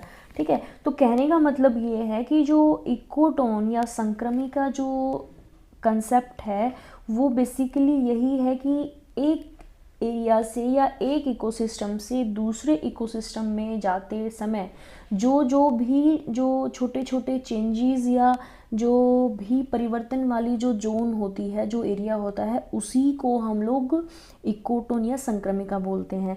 For example एक अगर बहुत बड़ा पार्क है और उसमें बीच में कोई तालाब है, तो जहाँ से ये घास वास और पानी, इसके बीच में भी कुछ न कुछ जोन ऐसी होगी कि जहाँ पर आपको चेंजेस दिखेंगे। ठीक है, तो ये एक छोटे से इकोटोन का एग्जांपल हो गया। ठीक, तो इकोटोन यही है कि दो कोई भी इकोसिस्टम या कम्युनिटी या हैबिटाट या दो कोई भी अलग अलग जो एरिया हैं उनके बीच में जो भी चेंजेस की जो जोन है, ट्रांजिशन की जो जोन है, कि कैसे एक इकोसिस्टम से दूसरे इकोसिस्टम में जाते टाइम कौन कौन से चेंजेस होते हैं, तो वो जो चेंजेस वाली जोन है उसी को हम इकोटोन या संक्रमिका जोन बोल देते हैं। फॉर एग्जांपल एक एग्जांपल और लेते हैं, जैसे ग्रासलैंड्स हैं। अब जो ग्रासलैंड्स हैं वो किस किस के बीच में ट्रांजिशनल एरिया है, एक तो डेजर्ट एंड फॉरेस्ट। ठीक है, कि एक साइड पर डेजर्ट्स होंगे और बीच में ग्रासलैंड्स आ जाएंगे एंड देन फॉरेस्ट। ऐसा नहीं है कि डेजर्ट से फॉरेस्ट एकदम ही डेवलप हो जाएंगी, नहीं, बीच में जो वेजिटेशंस होंगी वो ग्रासलैंड्स टाइप की होंगी and then further forest ecosystem की डेवलपमेंट होगी। ठीक है, तो ग्रासलैंड भी अपना एक इकोटोन का एग्जाम्पल हो गया डेजर्ट एंड फॉरेस्ट इकोसिस्टम के बीच में। ठीक, अब जैसे कि एक इकोसिस्टम ये है एंड सेकेंड इकोसिस्टम ये है। अब ये इकोसिस्टम है, यहाँ पर ये हो गया अपना टेरेस्ट्रियल इकोसिस्टम, यानी जो स्थलीय भाग है वो हो गया, एंड जो इधर हो गया अपना जो जलीय इकोसिस्टम है, पारितंत्र। ठीक है, तो अब जो ये जोन है ट्रांजिशनल जोन, ये एग्जाम्पल है इकोटोन का। अब यहाँ पर जो है स्पीशीज़ डाइवर्सिटी भी ज़्यादा होगी, ये हम इसकी जो बेसिक कैरेक्टरिस्टिक्स हैं, विशेषताएं हैं इकोटोन की, संक्रमिका की, उसमें हम देखेंगे। ठीक है, तो जो ये ट्रांजिशनल जोन है इन दो इकोसिस्टम के बीच की। एंड जो ये मार्शी लैंड है, एक साइड ज़मीन है एक साइड पानी है, तो जो बीच में जो मार्शी एरिया होगा वो एक एग्जाम्पल हो गया अपना संक्रमिका का या इकोटोन का। ठीक है, अब जो इकोटोन है वो बहुत नैरो भी हो सकती है, वाइड भी हो सकती है। फॉर एग्जांपल जैसे कि अब पूरे जो ये मार्शी लैंड है, या जैसे हमने मैंग्रोव्स को पढ़ा, अब जो मैंग्रोव्स हैं वो बहुत बड़ी जो है क्षेत्र में भी हो सकते हैं, तो वो एक बड़ी जोन भी हो सकती है। एंड एक छोटी सी जोन का एग्जांपल जैसे हमने पढ़ा कि मान लो एक पार्क है और इधर तालाब है, तो छोटी सी एक जोन भी आपको मिलेगी कि जो जहाँ पर आपको जो इकोटोन की करैक्टरिस्टिक्स मिलेंगी, अलग अलग टाइप की स्पीशीज़ मिलेंगी, एंड जो आपको परिवर्तन के जो भी फीचर्स हैं वो आपको यहाँ पर दिखेंगे। ठीक है, तो कहने का मतलब है कि जो जोन है वो नैरो भी हो सकती है और बहुत वाइड भी हो सकती है, यानी छोटी भी हो सकती है और बहुत बड़ी भी हो सकती है। ठीक है, एंड जो यहाँ पर जो कंडीशंस होती हैं वो दोनों इकोसिस्टम के बीच की होती हैं। ठीक है, इसीलिए इसको ट्रांजिशन एरिया बोलते हैं। एंड जो है ये जो चेंजेस बहुत ज़्यादा होते हैं यहाँ पर, एंड इसीलिए इसको जोन ऑफ टेंशन भी बोल देते हैं। ये आप ध्यान रखना, डायरेक्ट क्वेश्चंस भी आ सकता है ऐसे कि जोन ऑफ टेंशन किसे बोलते हैं, तो आप इसको ध्यान रखना कि इकोटोन जोन को ही जोन ऑफ टेंशन बोलते हैं। ठीक है, अब बात करते हैं, यह लीनियर है। कैसे लीनियर? ऐसे है कि जैसे एक कम्युनिटी से दूसरी कम्युनिटी या एक इकोसिस्टम से दूसरे इकोसिस्टम में जाते टाइम जो नंबर ऑफ जो पहले वाली कम्युनिटीज़ का है जिसको हम छोड़ते जा रहे हैं, उसकी स्पीशीज़ का नंबर, उसके जैसे स्पीशीज़ का नंबर कम होता चला जाएगा। एंड जिस कम्युनिटी की तरफ जा रहे हैं या जिस इकोसिस्टम की तरफ हम जा रहे हैं उसके जैसी नंबर ऑफ स्पीशीज़ का जो नंबर है वो बढ़ता चला जाएगा। कहने का मतलब है, फॉर एग्जांपल हम यहाँ से यहाँ तक जा रहे हैं, पहली कम्युनिटी से दूसरी में जा रहे हैं, तो पहली वाली जो कम्युनिटी की टाइप की जो स्पीशीज़ हैं, जहाँ जहाँ जैसे ऑर्गेनिजम्स यहाँ पर रहते थे उनकी संख्या कम होती चली जाएगी, और जो दूसरे टाइप की कम्युनिटी में जो स्पीशीज़ रह रही हैं उस जैसी स्पीशीज़ की संख्या बढ़ती चली जाएगी। अगर हम उल्टे आ रहे हैं यहाँ से यहाँ तक तो भी सेम होगा कि यहाँ वाली जो स्पीशीज़ की संख्या है वो कम होती चली जाएगी और जिसकी तरफ जा रहे हैं वो बढ़ती चली जाएगी। ठीक, कहने का मतलब लीनियर ऐसे है कि हमेशा जिस कम्युनिटी को छोड़ता जा रहा है उस जैसी स्पीशीज़ की संख्या कम होती चली जाएगी, एंड जिस कम्युनिटी की तरफ हम जा रहे हैं उस जैसी कम्युनिटी की स्पीशीज़ की जैसी जो जनसंख्या है वो बढ़ती चली जाएगी। ठीक है, तो इसी को हम लीनियर पैटर्न बोलते हैं कि ऐसे ही बढ़ेगा, जिसकी तरफ जाएगी उसकी संख्या बढ़ जाएगी, एंड जिसकी तरफ से जाएगी उस जैसे जो स्पीशीज़ की जनसंख्या कम हो जाएगी। ठीक है, तो ये लीनियर हो गया। एंड जो है अब बात करते हैं एज इफ़ेक्ट यानी कोर प्रभाव। अब हम जैसे कैरेक्टरिस्टिक्स ये थी, जो इकोटोन जोन है यहाँ पर जो ऑर्गेनिजम्स होते हैं वो एक तो स्पीशीज़ डाइवर्सिटी दोनों से ज़्यादा होती है, फर्स्ट वाले से एंड सेकंड वाले से, और कुछ स्पीशीज़ बिल्कुल ही डिफरेंट होती हैं कि वो ना तो यहाँ पर मिलेंगी ना यहाँ पर मिलेंगी आपको। ठीक, तो जो स्पीशीज़ डाइवर्सिटी है ज़्यादा होती है, एंड जो एंटायरली डिफरेंट स्पीशीज़ भी यहाँ पर मिलते हैं। अब जो ये स्पीशीज़ जो पॉपुलेशन है जो इकोटोन जोन में ज़्यादा है दोनों कम्युनिटीज़ से, इसी को हम एज इफ़ेक्ट बोलते हैं या कोर प्रभाव बोलते हैं कि जो इकोटोन की एरिया में जो जैव विविधता होती है वो दोनों जो साइड की कम्युनिटी हैं, जो एडजेसेंट कम्युनिटीज़ हैं या एडजेसेंट इकोसिस्टम्स हैं उन दोनों से ही ज़्यादा होती है। इसी इफ़ेक्ट को, इसी प्रभाव को या इसी जो कंसेप्ट को हम बोल देते हैं एज इफ़ेक्ट, की जो इकोटोन जोन में जो स्पीशीज़ डाइवर्सिटी है, जो जैव विविधता है, बायोडाइवर्सिटी है, वो दोनों एरिया से ज़्यादा होती है, एंड इसी को हम एज इफ़ेक्ट बोल देते हैं। नेक्स्ट इसी से रिलेटेड यही आ जाएगा कि जो डाइवर्सिटी है एंड जो स्पीशीज़ वहाँ पर डोमिनेंट हैं इकोटोन जोन में, उन्हीं को हम बोल देंगे एज स्पीशीज़, कि जो इकोटोन जोन में जो स्पीशीज़ डाइवर्सिटी बहुत ज़्यादा होती है, एंड जो स्पीशीज़ इकोटोन जोन में डोमिनेंटली पाई जाती हैं उन्हीं को हम बोल देते हैं एज स्पीशीज़ या किनारे की प्रजातियाँ। For example grassland ecosystem. अब जो ग्रासलैंड इकोसिस्टम में है, इसमें जो है bird density is more than either of the adjoining forest and desert. अब जो ग्रासलैंड इकोसिस्टम हमने पढ़ा वो एग्जांपल किस किस के बीच में था, एक तो डेजर्ट एंड ये ग्रासलैंड हो गया एंड फॉरेस्ट। तो जो बर्ड्स है ना वो डेजर्ट और फॉरेस्ट दोनों से ज़्यादा ग्रासलैंड इकोसिस्टम में मिलेंगे, ठीक है। अब जो जैसे हमने पहले पढ़ा था ना कि कम्युनिटी का नाम हम कैसे देते हैं कि ग्रासलैंड कम्युनिटी, वहाँ पर ग्रासलैंड डोमिनेंट होती है। यहाँ पर बात हो रही है सिर्फ जो बर्ड्स पॉपुलेशन है, यहाँ से यहाँ तक जाते टाइम या यहाँ से यहाँ तक जाते टाइम, कहने का मतलब है कि जो बर्ड्स की जो पॉपुलेशन है वो डेजर्ट एंड फॉरेस्ट दोनों से यहाँ पे ज़्यादा होगी ग्रासलैंड्स एरिया में, ठीक है। और यही एज स्पीशीज़ कहलाती हैं, यानी बर्ड होगी यहाँ पर एज स्पीशीज़ जो डोमिनेंटली यहाँ पर पाई जाती है, ओके।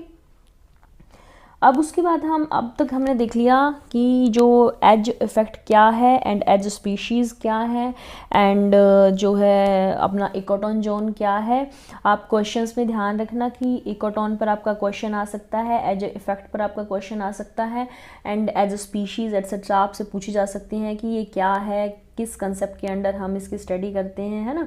कुछ भी क्वेश्चन आ सकता है, हम क्वेश्चंस को भी आगे लेंगे कि इस पे जो है किस टाइप ऑफ क्वेश्चंस हम एग्ज़ाम्स में हमारे आ सकते हैं, ये भी हम देखेंगे, ओके। अब हमारा जो बात करते हैं इकोलॉजिकल निश, यानी जो इकोलॉजिकल जो निश है यानी निकेत है वो क्या है। ये क्या है बेसिकली कि कोई भी ऑर्गेनिज्म एक इकोसिस्टम में या कोई भी स्पीशीज़ एक कम्युनिटी में इकोसिस्टम में किस टाइप से रहती है, क्या खाती है, कहाँ पर रहती है एंड किन किन कंडीशंस में या किस तरीके से रिप्रोड्यूस करती है एंड जो एनवायरनमेंट के जो अदर स्पीशीज़ हैं या एबायोटिक फैक्टर्स हैं उनके साथ कैसे इंटरेक्ट करती है, कैसे क्रिया प्रतिक्रिया करती है। तो इसी की जो पूरा जो कंसेप्ट है एक स्पीशीज़ के बारे में, एक ऑर्गेनिज्म के बारे में इकोसिस्टम में, तो उसी को हम बोल देते हैं उस ऑर्गेनिज्म का निश यानी निकेत। कि एक ऑर्गेनिज्म के पूरे जो है कैरेक्टरिस्टिक्स के बारे में पढ़ते हैं, उसका जो फंक्शनल एंड जो स्ट्रक्चरल रोल है इकोसिस्टम में, है ना, उसी को हम बोल देते हैं निश यानी निकेत। यूनिक इसको हमने क्यों बोला, इसलिए बोला कि किन्हीं भी दो ऑर्गेनिजम्स का जो निश है, जो निकेत है, वो समान नहीं होगा, सिमिलर नहीं होगा, ठीक। इसीलिए हमने इसको बोला यूनिक। इसमें ईच स्पीशीज ऑक्यूपाइज ए निश इन द कम्युनिटी, सबका अलग अलग निश होगा and niche is the role of the species place and includes the type of food it eats, वो क्या खाती है, कैसे रहती है एंड कहाँ पर रिप्रोड्यूस करती है, कैसे रिप्रोड्यूस करती है एंड अदर स्पीशीज़ के साथ उसका रिलेशनशिप कैसा है। तो ये सब हो गया उसका निश। अब जो इम्पोर्टेंस क्या है निश जो कंसेप्ट है उसकी इम्पोर्टेंस देखो ये है इन कंजर्वेशन ऑफ एन ऑर्गेनिजम्स, कि किसी भी जो प्रजाति को, स्पीशीज़ को संरक्षित करने के लिए, फॉर एग्जांपल गवर्नमेंट जो प्रोजेक्ट चलाती है, प्रोजेक्ट एलिफेंट, है ना, project hangul, project snow leopard, जो भी प्रोजेक्ट चलाती है, प्रोजेक्ट टाइगर, वो किस बेसिस पे चलाती है, जब तक उसको किसी के जो ऑर्गेनिजम्स के बारे में फुल जो है नॉलेज नहीं होगी, लाइक वो कहाँ पर किस कंडीशंस में सर्वाइव कर सकता है, क्या खाता है ऑर्गेनिज्म एंड किन किन कंडीशंस में वो रिप्रोड्यूस कर सकता है, कैसा उसको एनवायरनमेंट चाहिए, है ना, क्या उसकी फूड हैबिट्स हैं। तो इन सब चीज़ों के बारे में जब नॉलेज होगा तभी तो हम किसी को रख पाएंगे, उसकी जो सर्वाइवल को मेंटेन कर पाएंगे। तो ये जो ऑर्गेनिज्म के कंजर्वेशन में इम्पोर्टेंट कंसेप्ट है, इसका हमें हर स्पीशीज़ के बारे में हमें पहले ज्ञान होगा, पहले उसके बारे में ये पता होगा कि वो किस तरीके से उसका जो फंक्शनल रोल है इकोसिस्टम में, तभी हम उसके बारे में आगे उसको संरक्षण करने के बारे में सोच सकते हैं, ठीक।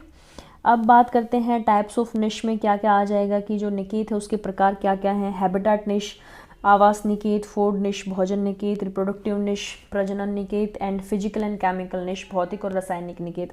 हैबिटाट निश में आ जाएगा कि वो उसका जो हैबिटाट है मीन्स आवास है कि वो कहाँ पर रहता है एंड किन किन कंडीशंस में सर्वाइव कर सकता है, ये सब इसमें आ जाएगा। देन फूड निश कि उसके फूड हैबिट्स क्या हैं एंड वो किस टाइप का फूड कंज्यूम करता है, ठीक।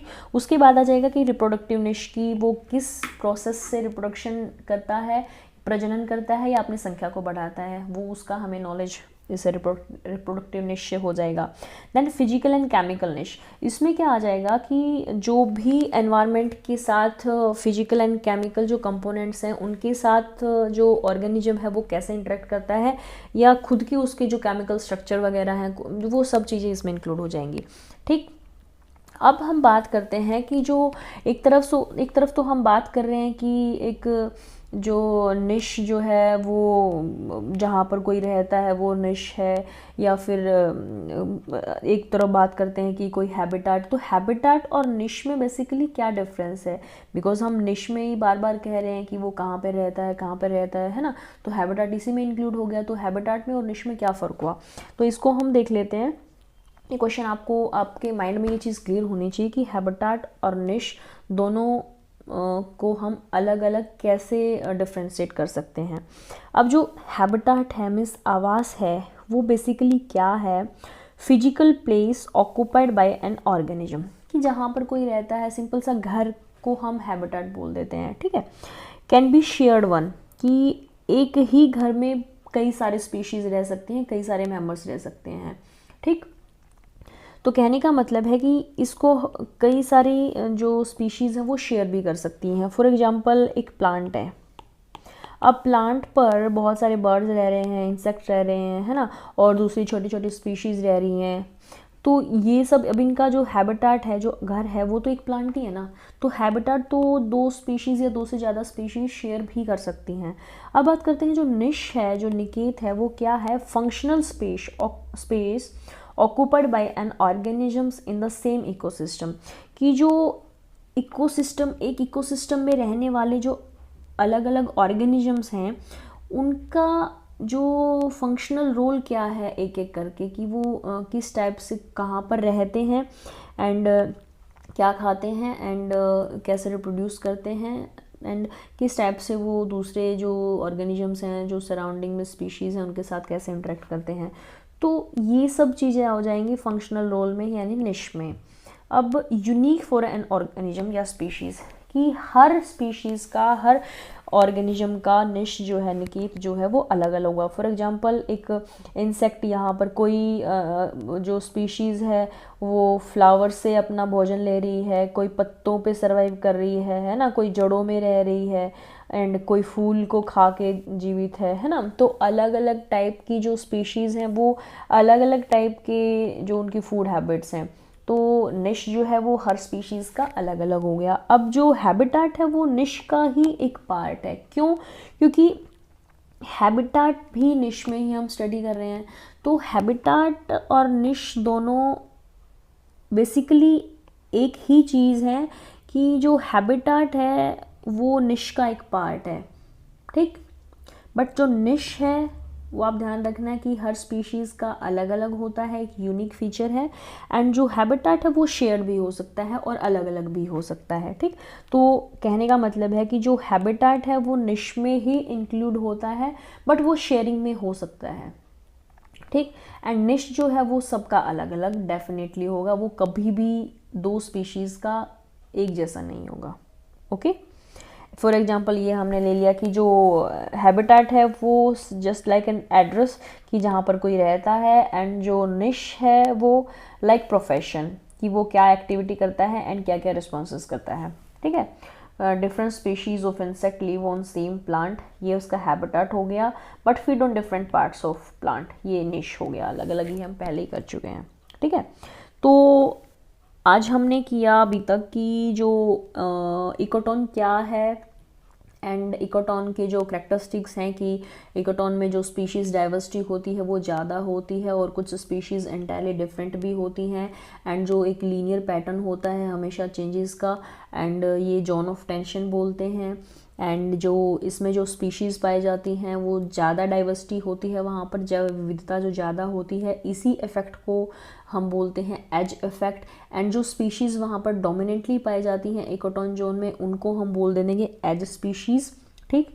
एंड उसके बाद हमने इकोलॉजिकल निश कंसेप्ट किया, निकेत किया कि एक पार्टिकुलर स्पीशीज़ का जो भी इकोसिस्टम में फंक्शनल रोल है कि वो क्या खाता है, कैसे रिप्रोड्यूस करता है एंड कहाँ पर रहता है, या दूसरे स्पीशीज़ के साथ कैसे इंटरेक्ट करता है। तो एक जो वो हर स्पीशीज़ का अलग अलग निकेत होगा।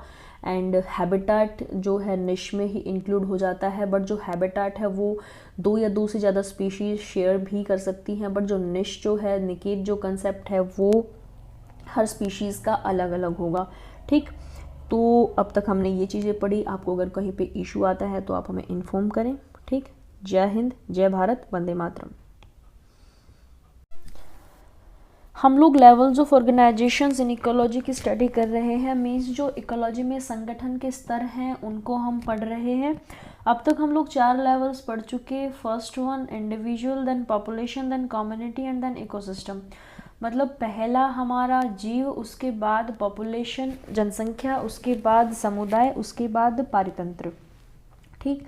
तो इन चारों लेवल में अगर आपको कहीं भी कोई इशू है तो आप हमें इन्फॉर्म करें।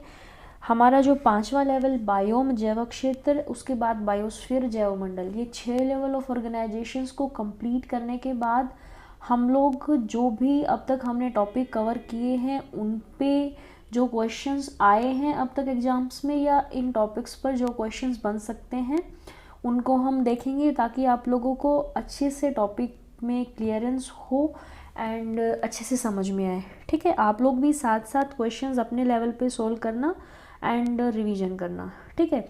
तो अभी हम आते हैं अपने 5वें लेवल बायोम जैव क्षेत्र या जियोम पर, ठीक है। तो बेसिकली ये क्या है, यह है टेरेस्ट्रियल पार्ट ऑफ बायोस्फीयर। मतलब क्या हुआ कि जो अपना जैव मंडल है उसका जो स्थलीय भाग है वह है कैसे। अब ये हो गया एटमॉस्फेयर, ये हो गया हाइड्रोस्फीयर एंड ये हो गया लिथोस्फीयर। तो यह जो हिस्सा है जहाँ पर ये तीनों इंटरेक्ट करते हैं, मिलते हैं एंड यहाँ पर जो लाइफ पाई जाती है जिसको हम बोल देते हैं बायोस्फीयर यानी जैव मंडल, इसका जो स्थलीय हिस्सा है। अब जो स्थलीय हिस्सा कौन सा है, ये तो हो गया इसका एटमॉस्फेयर मीन्स जो वायुमंडल है वो, एंड ये हो गया इसका हाइड्रोस्फीयर पानी वाला हिस्सा, जलीय भाग, एंड जो यह जो हिस्सा है इधर वाला जो लिथोस्फेरिक पार्ट है वो है इसका जो स्थलीय भाग है। मतलब क्या हुआ, अर्थ है ये, ठीक है। तो जो अर्थ वाला हिस्सा है उसको हम बोल देते हैं बायोम। अब इसका मतलब क्या है, मतलब यह है कि अर्थ को हमने अलग अलग कुछ क्षेत्रों में डिवाइड किया है, कुछ हिस्सों में डिवाइड किया है, जिनको हम बायोम बोल देते हैं, ठीक। मीन्स जो बायोम्स हैं वो मिलकर ही पूरी अर्थ बनाते हैं, ओके। अब जो ये बायोम्स हैं इनकी जो विशेषता क्या है कि किस बेसिस पे हम लोग इनको अलग अलग कैटेगराइज करते हैं, इनका वर्गीकरण करते हैं। अब जो ये बायोम्स हैं वो ये हैं कि जो ये पैचेस हैं, ये जो पार्ट हैं यहाँ पर इस हिस्से में, जैसे फॉर एग्जांपल ये एक बायोम है, ये दूसरा बायोम है। तो जो ये एक बायोम है यहाँ पर हर जगह पर जो एनवायरमेंटल कंडीशन है या लाइफ फॉर्म है, स्पीशीज़ डाइवर्सिटी है, वो समान होगी। कहने का मतलब है कि जो इस पूरे हिस्से में एक बायोम में जो वातावरण है कि वहाँ पर कैसी जलवायु है, कैसी मिट्टी है, कितनी वर्षा होती है, कितना तापमान रहता है ना। तो ये जो सब कंडीशंस हैं वो हर जगह समान हैं। और कैसे जीव जंतु या पौधे पाए जाते हैं, प्लांट्स मिलते हैं, वृक्ष मिलते हैं, है ना। तो ये सब चीज़ें यहाँ पर एक समान है। तो ये हो गया एक बायोम। दूसरे बायोम में यहाँ से तो अलग अलग हैं, आपस में तो इनकी नहीं मिलती, आपस में अलग अलग हैं, बट एक पूरे बायोम में हर जगह जो है तापमान, वर्षा, मिट्टी, जलवायु, जो है प्लांट्स, जीव जंतु, वो सब सिमिलर हैं, ठीक है। तो बायोम्स क्या हो गए, बायोम्स वो एरिया हैं जहाँ पर एनवायरमेंटल कंडीशंस सिमिलर हैं and life forms species diversity similar है, उन पैचेस को, उन एरियाज़ को, उन अक्षेत्र को हम लोग बोल देते हैं बायोम, जैव क्षेत्र या जियोम। अलग अलग टाइप के सभी बायोम्स मिलकर ही पूरी अर्थ बनाते हैं, या फिर उल्टा बोल सकते हैं कि अर्थ को हमने कुछ कंडीशंस के according, environmental conditions and species diversity के बेसिस पे हमने अर्थ को कुछ बायोम्स में डिवाइड किया है। ठीक है, किसी भी टाइप से बोल लो, बात सिमिलर है कि बायोम से ही मिलकर अर्थ बनी है। ओके, अब जो इनका क्लासिफिकेशन है, जो हमने इनका कैटेगराइजेशन किया है, वर्गीकरण किया है, वो किसके बेसिस पे किया है कि कौन इन फैक्टर्स को डिटरमाइन करता है? बेसिकली क्लाइमेट, मींस वहाँ का जो वातावरण है, जलवायु कैसी है वहाँ की, इसके बेसिस पे हमने इनको अलग अलग से विभाजन किया है। क्योंकि देखो क्लाइमेट के बेसिस पे ही जो स्पीशीज़ डाइवर्सिटी है, मींस जो प्लांट्स हैं, जो जीव जंतु हैं, पौधे हैं, वो सब जो जलवायु के बेसिस पे ही अलग अलग वहाँ पर पाए जाते हैं। तो कहने का मतलब है कि जो जलवायु है वो एक इसको निर्धारित करता है कि हम इसका वर्गीकरण कैसे करते हैं। ठीक है, कोई भी दो बायोम कभी भी एक जैसे नहीं होंगे, बिकॉज जो है सभी में अलग अलग एनवायरमेंटल कंडीशंस हैं और अलग अलग जो जैव विविधता है वो अलग अलग पाई जाती है। ठीक है, तो ये एक अलग बायोम है, ये एक अलग बायोम है। ठीक, अब उसके बाद बात करते हैं कि कुछ अलग अलग टाइप से इनका हमने वर्गीकरण कर सकते हैं। फॉर एग्जांपल ये एक टाइप का वर्गीकरण है, जैसे हम इस एक्सिस पे अगर इधर से इधर जा रहे हैं तो आर्द्रता बढ़ रही है, रिलेटिव ह्यूमिडिटी इंक्रीज़ हो रही है, मीन्स जो वर्षा का लेवल है वो इंक्रीज़ हो रहा है, इधर ड्राइनेस बढ़ रही है। एंड जब इधर से उधर जा रहे हैं तो टेम्परेचर कम होता जा रहा है, मीन्स इधर की साइड ज़्यादा टेम्परेचर है एंड उधर की साइड कम टेम्परेचर है। तो इनके बेसिस पे ये कुछ टाइप्स ऑफ जो बायोम्स हैं वो हैं कि जहाँ पर जो है ड्राइनेस बहुत ज़्यादा है एंड टेम्परेचर भी ज़्यादा है, दोनों ही हाई हैं। तो इन एरिया में होते हैं डेजर्ट जो बायोम हैं, यानी मरुस्थल हैं जो, वो मिलते हैं, है ना। एंड इसी प्रकार यहाँ पर हो गया कि यहाँ पर जो है रेन बहुत ज़्यादा है, मीन्स जो आर्द्रता है, वेट है, बहुत ज़्यादा है। एंड यहाँ पर जो टेम्परेचर भी ज़्यादा है, तो इनमें हो गया ट्रॉपिकल रेन फॉरेस्ट। तो इसी टाइप से ये सभी जो रीजन्स हैं वो इनको डिवाइड कर सकते हैं। बट जो हम डिटेल में स्टडी करेंगे वो कैसे करेंगे कि जो बायोम्स हैं उनमें हम क्या क्या पढ़ेंगे। पहली बात तो डेफिनेशन करेंगे कि अलग अलग, एक तो बायोम्स का हुल की बायोम क्या है जो हम कर चुके हैं ना, कि उसकी परिभाषा क्या है। फिर जो अलग अलग बायोम्स का जो हम पढ़ेंगे उनमें भी अलग अलग परिभाषाएं देखेंगे कि किस टाइप से हम उनको डिफाइन कर सकते हैं। देन जो है क्लासिफिकेशन, कि हम उनका अलग अलग बायोम्स का वर्गीकरण कैसे करेंगे, किन किन बेसिस पे हम उनको अलग अलग से कैटेगराइजेशन करेंगे। ठीक है, देन उसके बाद जब हम क्लासिफिकेशन कर लेंगे, वर्गीकरण कर लेंगे, जो एक एक करके बायोम्स की अलग अलग विशेषताएं देखेंगे कि पार्टिकुलर फीचर्स क्या हैं उनके कि क्या क्या स्पेसिफिकेशंस हैं अलग अलग बायोम्स में, कौन कौन सी जो एनवायरमेंटल कंडीशंस हैं वो पाई जाती हैं या किस एक्सिस पे वो पाए जाते हैं, मतलब किस लैटिट्यूड का जो उनकी जो पोजीशन होती है, अक्षांशीय विस्तार होता है वो कितना है ना। तो इन जो विशेषताएं हैं इनमें क्या क्या देखेंगे कि टेरिटोरियल एक्सटेंशन, कि वो किस क्षेत्र में पाए जाते हैं, कितना उनका अक्षांशीय विस्तार है। उसके बाद क्लाइमेटिक कंडीशंस, मीन्स जलवायु वहाँ पर कैसी है, कितना तापमान रहता है, कितनी जो है वर्षा होती है साल में, एंड जो है कैसा जो और अदर एनवायरमेंटल कंडीशंस हैं। ठीक है, एंड उसके बाद मिट्टी कैसी है, प्लांट्स एंड एनिमल्स जो है वो किस किस टाइप के यहाँ पर मिलते हैं अलग अलग बायोम्स में।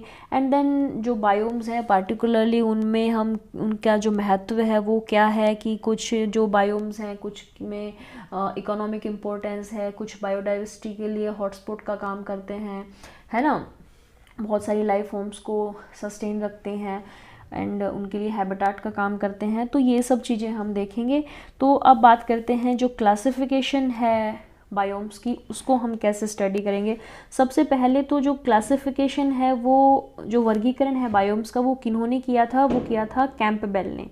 ठीक है, और कैंपबेल ने किसकी बेसिस पे क्लासिफिकेशन किया था, उन्होंने किया था वेजिटेशन के बेसिस पे, कि वहाँ पर किस टाइप की वेजिटेशन होती है। मतलब क्या है कि जो वनस्पतियाँ किस किस एरिया में किस किस टाइप की पाई जाती हैं, तो उन वनस्पतियों के स्वभाव के बेसिस पर ही कैंपबेल ने बायोम्स को वर्गीकृत किया। ठीक, बट जो सामान्य वर्गीकरण है on the basis of latitudinal extent means अक्षांशीय विस्तार।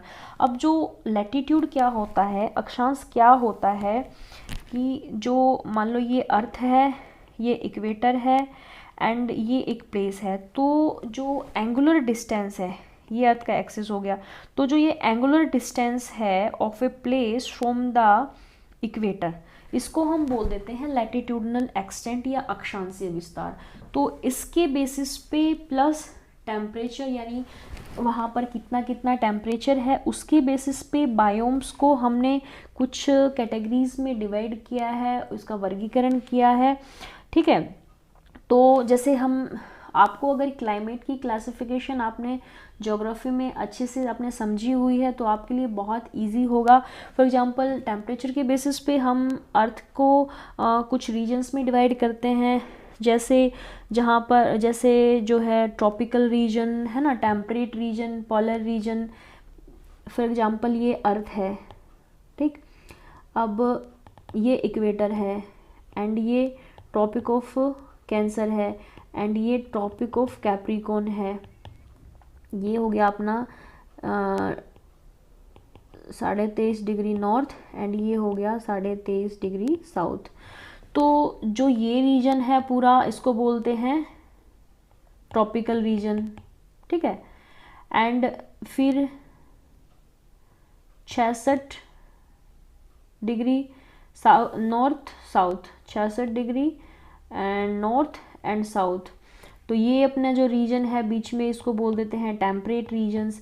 एंड 66 to 90 डिग्री, 90 डिग्री, ये जो अपना रीजन हो गया, ये हो गया अपना पोलर रीजन, है ना।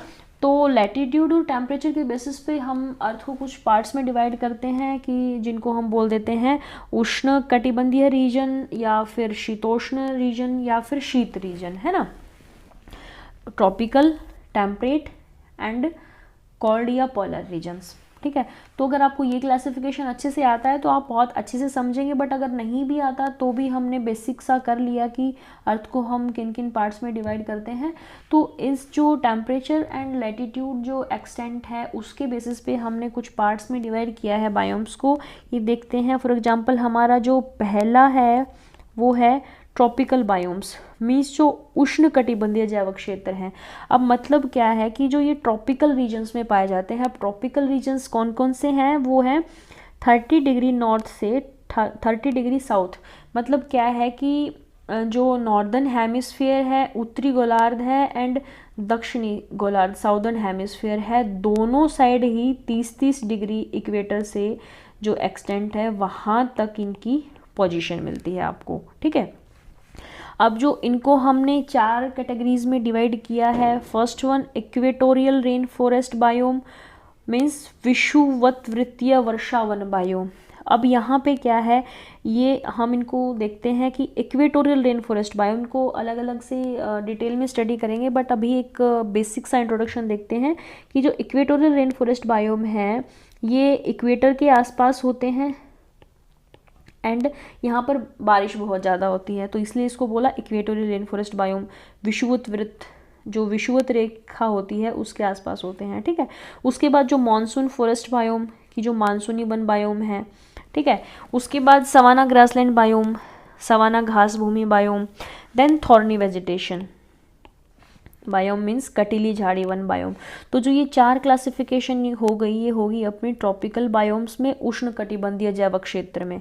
ठीक है, इनको हम अलग अलग से डिटेल में स्टडी करेंगे। उसके बाद जो हमारा दूसरा है वो है टेम्परेट बायोम्स की जो शीतोष्ण जैव क्षेत्र हैं वो, ये बेसिकली 30 डिग्री से 60 डिग्री नॉर्थ साउथ, मीन्स जो उत्तरी गोलार्ध northern hemisphere and southern hemisphere दक्षिणी गोलार्ध, दोनों में ही 30 से 60 तक ये बायोम्स मिलते हैं। ठीक है, अब इनको हमने 2 कैटेगरीज में डिवाइड किया है। फर्स्ट वन है वार्म एंड सेकंड है cold. Warm temperate biome means जो उष्ण शीतोष्ण जैव क्षेत्र एंड शीत शीतोष्ण जैव क्षेत्र। अब जो वार्म वाले हैं उसमें हमारा जो फर्स्ट जो कैटेगरी है वो है मेडिटेरेनियन एवरग्रीन फॉरेस्ट बायोम, भूमध्य सागरीय सदाबहार वन। अब ये जो है जो मेडिटेरेनियन सी है, भूमध्य जो सागर है उसमें उसके आसपास के जो एरिया हैं एंड और भी दूसरे एरिया हैं उनको हम डिटेल में पढ़ेंगे, तो वो क्षेत्र आ जाएंगे मेडिटेरेनियन एवरग्रीन फॉरेस्ट बायोम में, भूमध्य सागरीय सदाबहार वन में। उसके बाद जो सेकंड कैटेगरी है वो है ग्रासलैंड फॉरेस्ट बायोम्स, घास मैदान वन बायोम, ठीक है। उसके बाद आ जाएगा मिक्स्ड फॉरेस्ट बायोम यानी मिश्रित वन बायोम, ठीक। उसके बाद जो कोल्ड, ये जो वार्म वाले हैं ये हैं अपने 30 से 45 degree north and south, means जो उत्तरी गोलार्ध एंड दक्षिणी गोलार्ध दोनों में ही 30 से 45 डिग्री जो अक्षांश है वहाँ तक ये वार्म वाले मिलते हैं एंड 45 से 60 तक हो जाएंगे अपने कोल्ड टेम्परेट वाले, ठीक है। अब जो कोल्ड टेम्परेट वाले हैं जो कि दोनों गोलार्ध में, नॉर्दर्न हेमिस्फीयर में और साउदर्न हेमिस्फीयर में 45 से 60 डिग्री तक मिलते हैं, इनको हमने दो कैटेगरीज में डिवाइड किया है। First one is rain forest biome means वर्षावन biome and second is taiga forest जिनको हम बोरियल फॉरेस्ट भी बोल देते हैं। ये हैं अपने, ये तो हो गए अपने जो रेन फॉरेस्ट हो गया। अब जो टैगा है ये क्या है 60 to 70 degree only northern hemisphere. क्यों? बिकॉज जो 60 to 70 degree only in northern hemisphere उत्तरी गोलार्ध में पाए जाते हैं, बिकॉज जो दक्षिणी गोलार्ध में है इस अक्षांश पर समुद्र का रीजन है, सागर वाला रीजन है, ठीक है। तो इसको आप ध्यान रखना कि जो टैगा वन है, जो बोरियल फॉरेस्ट है, वो केवल नॉर्दर्न हेमिस्फीयर में पाए जाते हैं, उत्तरी गोलार्ध में पाए जाते हैं। उसके बाद जो हमारा तीसरा जो कैटेगरी है वो है कोल्ड बायोम यानी शीत कटिबंधीय जैव क्षेत्र। इनको ये बेसिकली पोलर रीजन में होते हैं, ठीक है, मीन्स जो 66 से 90 degree northern and southern hemispheres, ठीक है। तो इसमें क्या है बहुत ज़्यादा यहाँ पर ठंड होती है और यहाँ पर जो एनवायरमेंटल कंडीशंस हैं वो एक्सट्रीम होती हैं, मतलब बहुत कम टेम्परेचर होता है एंड इतना कम होता है कि वहाँ पर वेजिटेशन बहुत कम होती है, नाम मात्र होती है। तो यहाँ पर जो है जो फॉरेस्ट पाए जाते हैं उनको हम बोल देते हैं tundra forest, tundra one biome. तो इनको हम एक एक करके क्लासीफाई करेंगे। आपको समझना क्या है, फॉर एग्जांपल आपके एग्जाम में क्वेश्चन आ गया कि डिस्क्राइब एवरग्रीन फॉरेस्ट, ठीक है। तो अब आप ऐसा नहीं है कि आप सिर्फ जो है इक्वेटोरियल रेन फॉरेस्ट को क्लासीफाई कर दें और आप उसको एक्सप्लेन कर दें, नहीं। अब जैसे एग्जाम में आ गया आपके कि डिस्क्राइब द सदाबहार वन एवरग्रीन फॉरेस्ट। अब जो एवरग्रीन फॉरेस्ट की जो कैटेगरीज हैं उसमें कौन कौन सी आएंगे, पहला तो आ जाएगा अपना इक्वेटोरियल रेन फॉरेस्ट बायोम, ठीक है, ये भी सदाबहार है, ओके। उसके बाद अपना आ जाएगा ये भूमध्य सागरीय सदाबहार वन, ये भी सदाबहार है। उसके बाद अपना आ जाएगा जो मिक्स्ड फॉरेस्ट हैं, ठीक है, ये भी सदाबहार की कैटेगरी में आएंगे, ओके।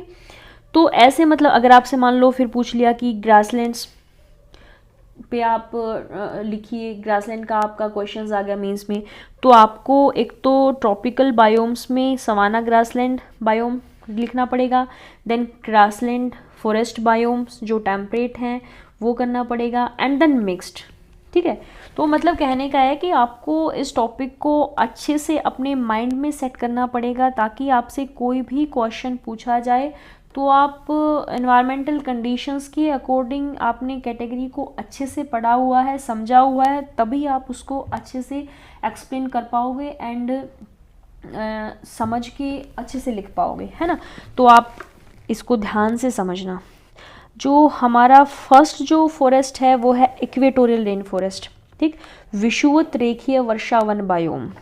इसको हम ट्रॉपिकल एवरग्रीन फॉरेस्ट या उष्ण कटिबंधीय सदाबहार वन भी बोलते हैं, जो कि इनके जो है कैरेक्टरिस्टिक्स हम देखेंगे कि ये किस रीजन में पाए जाते हैं, ट्रॉपिकल जोन, उष्णकटिबंधीय क्षेत्र। अब ये कौन सा रीजन है? इक्वेटोरियल रीजन है, भूमध्य रेखीय क्षेत्र है। जो ये अर्थ है, जैसे हमने पहले देखा, ये अपनी इक्वेटर 0 डिग्री, देन ये 23.5 degree north, tropic of Cancer, and 23.5 degree south, tropic of Capricorn. ठीक है, तो जो ये पूरा रीजन है इसको बोलते हैं ट्रॉपिकल जोन। तो इस रीजन में ये tropical rain forest, tropical evergreen forest मिलते हैं। ठीक है, ये अपना हो गया, ये इक्वेटर होगी और इस रीजन में ये फॉरेस्ट मिलते हैं। वर्ल्ड लार्जेस्ट रेन फॉरेस्ट कौन से हैं? Amazon river basin. Amazon river basin कहाँ पे है? बेसिकली ब्राज़ील में। तो ये दुनिया के सबसे बड़े रेन फॉरेस्ट हैं, ध्यान रखना आप लोग। अब जो ट्रॉपिकल रेन फॉरेस्ट हैं उनमें एनवायरमेंटल कंडीशंस कौन कौन सी हैं ये देख लेते हैं कि यहाँ पर तापमान कितना मिलता है, 20 से 34 डिग्री सेल्सियस, मीन्स ज़्यादा टेम्परेचर होता है। देन हैवी रेनफॉल होती है, पूरा साल लगातार बारिश होती रहती है, इसीलिए जो ह्यूमिडिटी है, जो रिलेटिव ह्यूमिडिटी है, आर्द्रता है, वो बहुत ज़्यादा होती है। एंड जो सॉइल होती है वो यहाँ पर रिच नहीं मिलती, मीन्स न्यूट्रिएंट्स यहाँ पर कम होते हैं। क्यों होते हैं? क्योंकि ज़्यादा बारिश हो जाती है तो परलोकेशन हो जाता है, मीन्स जो न्यूट्रिएंट्स हैं वो कैपिलरी एक्शन के द्वारा ज़मीन में काफ़ी नीचे चले जाते हैं। ठीक है, मतलब लीचिंग प्रोसेस बोलते हैं इसको हम, लीचिंग हो जाती है। तो लीचिंग के कारण ही यहाँ पर जो सॉइल है उसकी जो क्वालिटी है वो पुअर होती है, वो न्यूट्रिएंट रिच नहीं होती। ठीक है, अब बात करते हैं कि जो ट्रॉपिकल रेन फॉरेस्ट हैं इसकी जो स्पेसिफिक फीचर्स हैं वो क्या क्या हैं। जो हमारे ट्रॉपिकल रेन फॉरेस्ट हैं यहाँ पर काफ़ी ज़्यादा टेम्परेचर होता है एंड वेट होते हैं, एंड इनको वर्ल्ड्स लार्जेस्ट फार्मेसी भी बोलते हैं। क्यों? क्योंकि यहाँ पर इतने ज़्यादा जो प्लांट्स की डाइवर्सिटी होती है वो मिलती है कि जो मेडिसिनल जो प्रॉपर्टीज़ हैं उन प्लांट्स की काफ़ी सारी होती हैं। मीन्स कि जो मेडिसिनल प्लांट हैं यहाँ पर काफ़ी सारे पाए जाते हैं, इसीलिए इसको हम दुनिया की सबसे बड़ी फार्मेसी बोल देते हैं। ठीक है, और यहाँ पर जो है ट्रॉपिकल रेन फॉरेस्ट में अलग अलग टाइप का लेयर्ड स्ट्रक्चर होता है। फॉर एग्जांपल जो है सबसे जो बेसिक है वो है फॉरेस्ट फ्लोर होगा। यहाँ पर ग्रोथ नहीं होती बिकॉज सनलाइट नहीं जाती एंड ह्यूमिडिटी बहुत ज़्यादा होती है, तो यहाँ पर ये इसको फ्लोर बोल देते हैं। उसके बाद शब लेयर होती है जो कि 12 फीट से छोटी होती है। उसके बाद अंडर स्टोरी होती है। Trees grow to about 12 feet. यहाँ पर 12 फीट तक जो है ट्रीज़ उगते हैं और यहीं पर ही जैसे सांप और अलग अलग टाइप के जो इंसेक्ट हैं एंड लेपर्ड्स एट्सेट्रा ये सब जीव जंतु पाए जाते हैं। उसके बाद जो है कैनोपी लेयर होती है। ठीक है, ये बहुत थिक होती है एंड जो है यहाँ पर एनिमल्स लिव करते हैं। ठीक है, उसके बाद जो एमरजेंट लेयर मीन्स जो यहाँ से भी पार करके जो और भी जो लंबे प्लांट्स हो गए वो हो गए कि जो बहुत बड़े बड़े वृक्ष हैं वो यहाँ पर हो गए जो काफ़ी फीट लंबे होते हैं, मोर देन 100 फीट्स लंबे। ठीक है, एंड यहाँ पर ये इनकी ब्रांचेस इतनी वास्ट होती हैं कि एक पूरा अम्ब्रेला लाइक स्ट्रक्चर लगता है, तो इस लेयर को हम बोल देते हैं एमरजेंट लेयर। कहने का मतलब है कि यहाँ पर जो है अब जो एनिमल्स एंड एपिफिटिक जो प्लांट्स हैं वो किस लेयर में होते हैं? वो कैनोपी लेयर में होते हैं। ये क्वेश्चन आ सकता है, आप ध्यान रखना। अब समझने में क्या है, अब जो ये ट्रॉपिकल रेन फॉरेस्ट हैं यहाँ पर जैसे जो छोटे से लेकर उससे बड़े से लेकर उससे बड़े से लेकर उससे बड़े से लेकर सबसे बड़े जो प्लांट्स तक सभी मिलते हैं। ठीक है, तो इन्हीं के बेसिस पे हमने इसकी जो लेयर्ड जो स्ट्रक्चर है उसको हमने इस कैटेगरी में डिवाइड कर दिया कि यहाँ पर इस टाइप का लेयर्ड स्ट्रक्चर मिलता है ना, स्ट्रेटा मिलते हैं अलग अलग। तो होप आपको समझ में आ गया होगा कि जो ट्रॉपिकल रेन फॉरेस्ट हैं यहाँ पर लेयर्ड स्ट्रक्चर होता है। सबसे नीचे वाला floor emergent layer, then canopy, under canopy, then shrub and forest floor. ठीक है, सॉरी एमरजेंट वाला सबसे ऊपर वाला। ओके, तो अब हम बात करते हैं, ये हो गया अपना कि अलग अलग लेयर्ड स्ट्रक्चर होता है। Then stratification is not always clear, ये हमने ऐसे तो डिफाइन तो कर दिया कि ये लेयर्ड स्ट्रक्चर होता है, बट ये इतना क्लियर नहीं होता जितना हम बोल रहे हैं। अब आप खुद देखो कि आप जो काफ़ी सारी अगर आपके एरिया में बहुत ज़्यादा बारिश हो जाती है और वहाँ पर पानी इकट्ठा खड़ा रहे, तो कुछ टाइम के लिए अलग अलग जैसे छोटे छोटे घास भी होगी वहाँ पर, बड़ा प्लांट भी होगा, और बहुत सारे जीव जंतु जहाँ पर अलग अलग कीड़े मकोड़े रहेंगे, है ना, तो वो एक ऐसा ग्रुप सा बन जाता है, झाड़ भी होगी, है ना, तो उसी पूरे जो स्ट्रक्चर है वो एक ऐसा क्लियर नहीं होता। बट अलग अलग टाइप की वेजिटेशन के बेसिस पे बोला है कि ऐसे लेयरिंग स्ट्रक्चर होता है।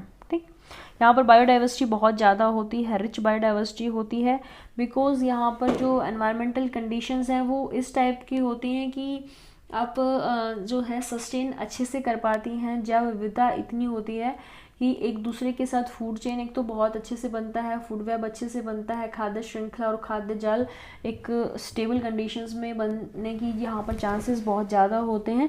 तो इसीलिए यहाँ पर स्पीशीज़ डाइवर्सिटी बहुत ज़्यादा होती है, खाना आराम से मिल जाता है एक दूसरे को, जीव जंतुओं को। देन हमने पढ़ लिया कि लीचिंग के कारण जो है सॉइल पुअर होती है, एंड यहाँ पर बेसिकली जो सीजन है वो पूरे साल एक जैसा रहता है, अलग अलग टाइप के कोई सीजन्स का कैटेगराइजेशन नहीं होता, जो मौसम है, जलवायु है, एक जैसी रहती है। ठीक, climate is consistent all year, पूरा साल क्लाइमेट जो है, जलवायु जो है समान रहती है। ओके, अब इनकी बात करते हैं कि इनकी इम्पोर्टेंस क्या है, महत्व क्या है। रिच इन बायोडाइवर्सिटी, बहुत ज़्यादा बायोडाइवर्सिटी होती है, जैव विविधता होती है यहाँ पर, जो है दुनिया के प्लांट्स एंड एनिमल्स के आधे जो हिस्सा है वो यहीं पर मिलते हैं, मतलब 50% जो प्लांट्स एंड एनिमल्स हैं वो ट्रॉपिकल एवरग्रीन रेन फॉरेस्ट में मिलते हैं। ठीक है, अब जो है वाटर के रेफरेंस में ये किस प्रकार से इम्पोर्टेंस है, बिकॉज ये वाटर की प्रोडक्शन में भी हेल्प करते हैं, स्टोरेज में भी हेल्प करते हैं, एंड फिल्ट्रेशन में भी हेल्प करते हैं। ठीक, अब फिर दूसरे जगह पे कि कैसे किस चीज़ के अगेंस्ट प्रोटेक्शन करते हैं, सॉइल इरोजन को नहीं होने देते, बाढ़ नहीं आने देते, एंड सूखा भी नहीं आने देते। ठीक है, तो मतलब वाटर के जो है रिगार्ड्स में ये काफ़ी इम्पोर्टेंट है। देन प्लांट्स जो हैं बहुत सारे मेडिसिनल औषधीय गुण भी होते हैं, एंड फूड भी प्रोवाइड करते हैं, एंड जो बहुत सारे ब्यूटी प्रोडक्ट्स में भी काम आते हैं। ठीक, तो काफ़ी ज़्यादा इम्पोर्टेंट है। देन ग्लोबल वार्मिंग को कम करने में जो है हेल्प करते हैं, बिकॉज इतने सारे जहाँ पर प्लांट्स होंगे तो जो है ऑक्सीजन रिलीज ज़्यादा होगा, एंड जो है जो water cycle and oxygen cycle, carbon cycle, ये सब मेंटेन रहेंगे। Then home for many endangered plants and animal species, मतलब जो स्पीशीज़ डाइवर्सिटी है उनके लिए एक हैबिटेट का काम करता है। बेसिकली यहाँ पर अलग अलग टाइप के बहुत ज़्यादा डाइवर्सिटी मिलती है फना एंड फ्लोरा की। तो जो फ्लोरा है उसमें क्या है कि जैसे for example rubber, mahogany, ebony, and अलग अलग एपीफाइट्स जैसे ऑर्किड्स, मॉसेस, लाइकेंस एट्सेट्रा, ये सब बहुत ज़्यादा पाए जाते हैं और बहुत सारी स्पीशीज़ डाइवर्सिटी मिलती है यहाँ पर। देन जो प्राणी हैं, फना है, उसमें rhinos, insects, gorilla and tapir, frogs और इंसेक्ट, बर्ड्स, मैमल्स, रेप्टाइल्स, सब की बहुत ज़्यादा स्पीशीज़ यहाँ पर मिलती हैं। मीन्स कहने का है कि जो स्पीशीज़ डाइवर्सिटी यहाँ पर सबसे ज़्यादा है, 50% ऑफ प्लांट्स एंड एनिमल्स यहाँ पर मिलते हैं। तो उनको काउंट करना या उनको अलग अलग डिस्क्राइब करना हमारे जो है हमसे पॉसिबल नहीं होगा। तो यही ध्यान रखना कि स्पीशीज़ डाइवर्सिटी यहाँ पर सबसे ज़्यादा होती है, लगभग हर टाइप की जो प्लांट्स एंड एनिमल्स हैं यहाँ पर आपको मिलेंगे। ओके, उसके बाद हम बात करते हैं मानसून फॉरेस्ट बायोम की। मानसून जो फॉरेस्ट बायोम है इनको हम बोलते हैं ट्रॉपिकल डेसिडुअस फॉरेस्ट और ड्राई फॉरेस्ट, शुष्क वन, उष्ण कटिबंधीय पर्णपाती वन। बेसिकली जो ये है ये 20 से 30 डिग्री उत्तरी एवं दक्षिणी गोलार्ध में पाए जाते हैं। जैसे ये एक तो साउथ ईस्ट एशिया रीजन में, देन ऑस्ट्रेलिया, देन अफ्रीका के कुछ regions, and then South America के कुछ रीजन्स, यहाँ पर ये काफ़ी ज़्यादा मात्रा में मिलते हैं। और इंडिया में तो अगर बोलें सबसे ज़्यादा अमाउंट में कौन से फॉरेस्ट मिलते हैं तो ये मानसून फॉरेस्ट ही हैं, ट्रॉपिकल डेसिडुअस फॉरेस्ट भी बोलते हैं। एंड इनको जो है डेसिडुअस फॉरेस्ट क्यों बोलते हैं, बिकॉज ये जो है कुछ सीजन में अपने जो है पत्ते गिरा देते हैं, ठीक है। अब जो बात करते हैं इनको मानसून फॉरेस्ट क्यों बोला, बिकॉज जो है इनमें जो सीजन का जो डिफरेंशिएशन है वो 2 टाइप्स का होता है, एक ड्राई सीजन होता है एंड एक वेट सीजन होता है जिसमें बारिश होती है। तो जो वेट सीजन होता है वो मानसून के साथ ही आता है। तो मानसून के टाइम पर इनके जो पत्ते होते हैं वो रीअमर्ज हो जाते हैं, मीन्स दोबारा उग जाते हैं। एंड जो ड्राई सीजन आता है तो ये पत्ते गिर जाते हैं, पत्ते झड़ जाते हैं, ठीक है। तो मॉनसून के टाइम पर ही इनमें जो है बहार दिखती है, प्लांट्स की ग्रोथ दिखती है, पत्तों की ग्रोथ दिखती है, तो इसीलिए इनको बोला मानसून फॉरेस्ट बायोम। अब यहाँ पर जो एनवायरमेंटल कंडीशंस है वो किस किस टाइप की हैं। रेनफॉल यहाँ पर लगभग 100 से 200 सेंटीमीटर होता है, ह्यूमिडिटी काफ़ी होती है एंड समर्स में 40% एंड विंटर्स में 95% तक होती है, मतलब काफ़ी अच्छी ह्यूमिडिटी होती है। एंड जो टेम्परेचर है वो समर्स में 40 to 45 degree Celsius and winters में 10 to 15 डिग्री, ठीक है। अब जो सॉइल है वो एलुअल सॉइल्स मिलती है यहाँ पर, ठीक। मतलब कि जो बेसिकली जो जैसे इंडिया में जो अपने सेंट्रल पार्ट हैं, जो एलुअल सॉइल्स वो होती है जो नदियों के जो बहाव के पानी के साथ साथ जो इकट्ठी होती जाती है, मीन्स जो मैदानी जो हिस्से होते हैं उनको बेसिकली वहाँ पर एलुअल सॉइल्स मिलती है, ठीक है। अब उसके बाद जो स्पेसिफिक फीचर्स हैं मानसून फॉरेस्ट के वो देख लेते हैं। यहाँ पर सबसे जो इम्पोर्टेंट बात है वो ये है कि alternate wet and dry seasons होते हैं, ठीक। वेट होंगे मानसून के टाइम पे एंड जब मानसून ख़त्म हो जाएगी तो वर्षा होनी बंद हो जाएगी और वो सीजन जो होगा वो ड्राई सीजन्स होगा, ठीक। Usually shed leaves during dry season. अब जब ड्राई सीजन आएगा तो इस सीजन में प्लांट्स अपने पत्ते गिरा देते हैं, पत्ते झड़ जाते हैं, बिकॉज वहाँ पर जो है पानी कम हो जाता है, उस टाइम में बारिश कम होती है। तो अपने वाष्पीकरण को रोकने के लिए, कम करने के लिए या अपने पानी को स्टोर रखने के लिए ये लोग अपने प्लांट्स जो हैं वो पत्ते गिरा देते हैं। तो ये एक इनका प्रोसेस है। तो इस टाइम पे जो पत्ते गिरा देते हैं तो फोटोसिंथेसिस, आप कहोगे कि वो फोटोसिंथेसिस से अपना फूड कैसे बनाते हैं या वो फिर जिंदा कैसे रहते हैं प्लांट्स। तो इस स्टेज में जो प्लांट्स हैं वो जो फोटोसिंथेसिस को नहीं परफॉर्म करते वो डॉर्मेंट पीरियड में चले जाते हैं, मीन्स वो एक डॉर्मेंसी में चले जाते हैं एंड वेट सीजन का वेट करते हैं। उसके बाद फिर वो फर्दर अपना फिर वेट सीजन में उनके जो पत्ते हैं वो दोबारा से आ जाएंगे और अपना वो फूड बनाना शुरू कर देंगे, ठीक है। देन जो रेनफॉल है वो मॉडरेट होता है, जो है वो जब सूरज ज़्यादा जब इक्वेटर के पास होता है, हाई सन सीजन होता है तो उस टाइम में रेंज होती है एंड जो कोल्ड सीजन होता है वहाँ पे बारिश नहीं होती, वो ड्राई सीजन होता है, ठीक। देन लेयर्ड स्ट्रक्चर होता है इसमें भी, जैसे हमने पहले पढ़ा इक्वेटोरियल रेन फॉरेस्ट में। देन ये जो है वैल्यूएबल हार्डवुड स्पीशीज़ मिलती हैं यहाँ पर, जैसे साल, टीक, बैम्बू, सैंडल एट्सेट्रा, जिनको हम फर्नीचर एंड कंस्ट्रक्शन वर्क में यूज़ करते हैं। देन यहाँ पर सॉइल न्यूट्रिएंट्स रिच होती है। एंड अब बात करते हैं इंडिया में कौन से जो फॉरेस्ट हैं वो सबसे ज़्यादा मात्रा में पाए जाते हैं, वो यही हैं monsoon forest, most abundant forest in India.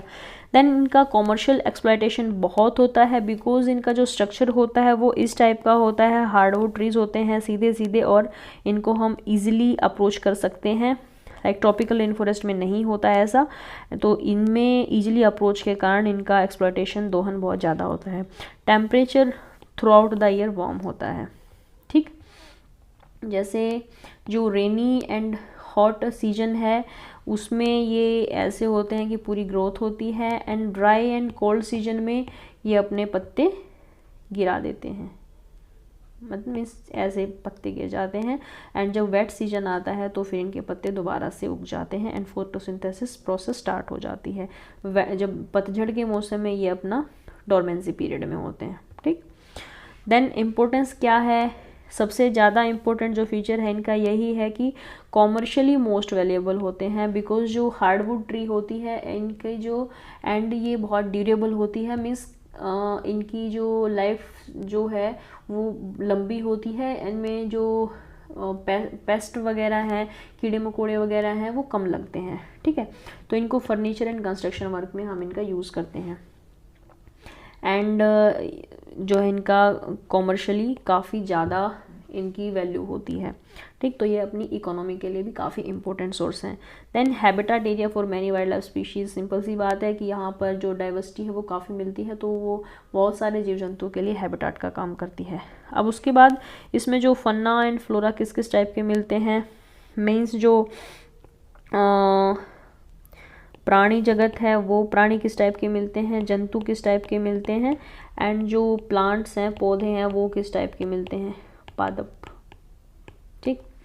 इसमें भी सेम है कि यहाँ पर डाइवर्सिटी ज़्यादा होती है तो अलग अलग टाइप से कैटेगराइजेशन करना पॉसिबल नहीं होता। For example monkey, large cat, rodents, camels, reptiles, ground dwelling birds etcetera, यहाँ पर बहुत सारे मिलते हैं।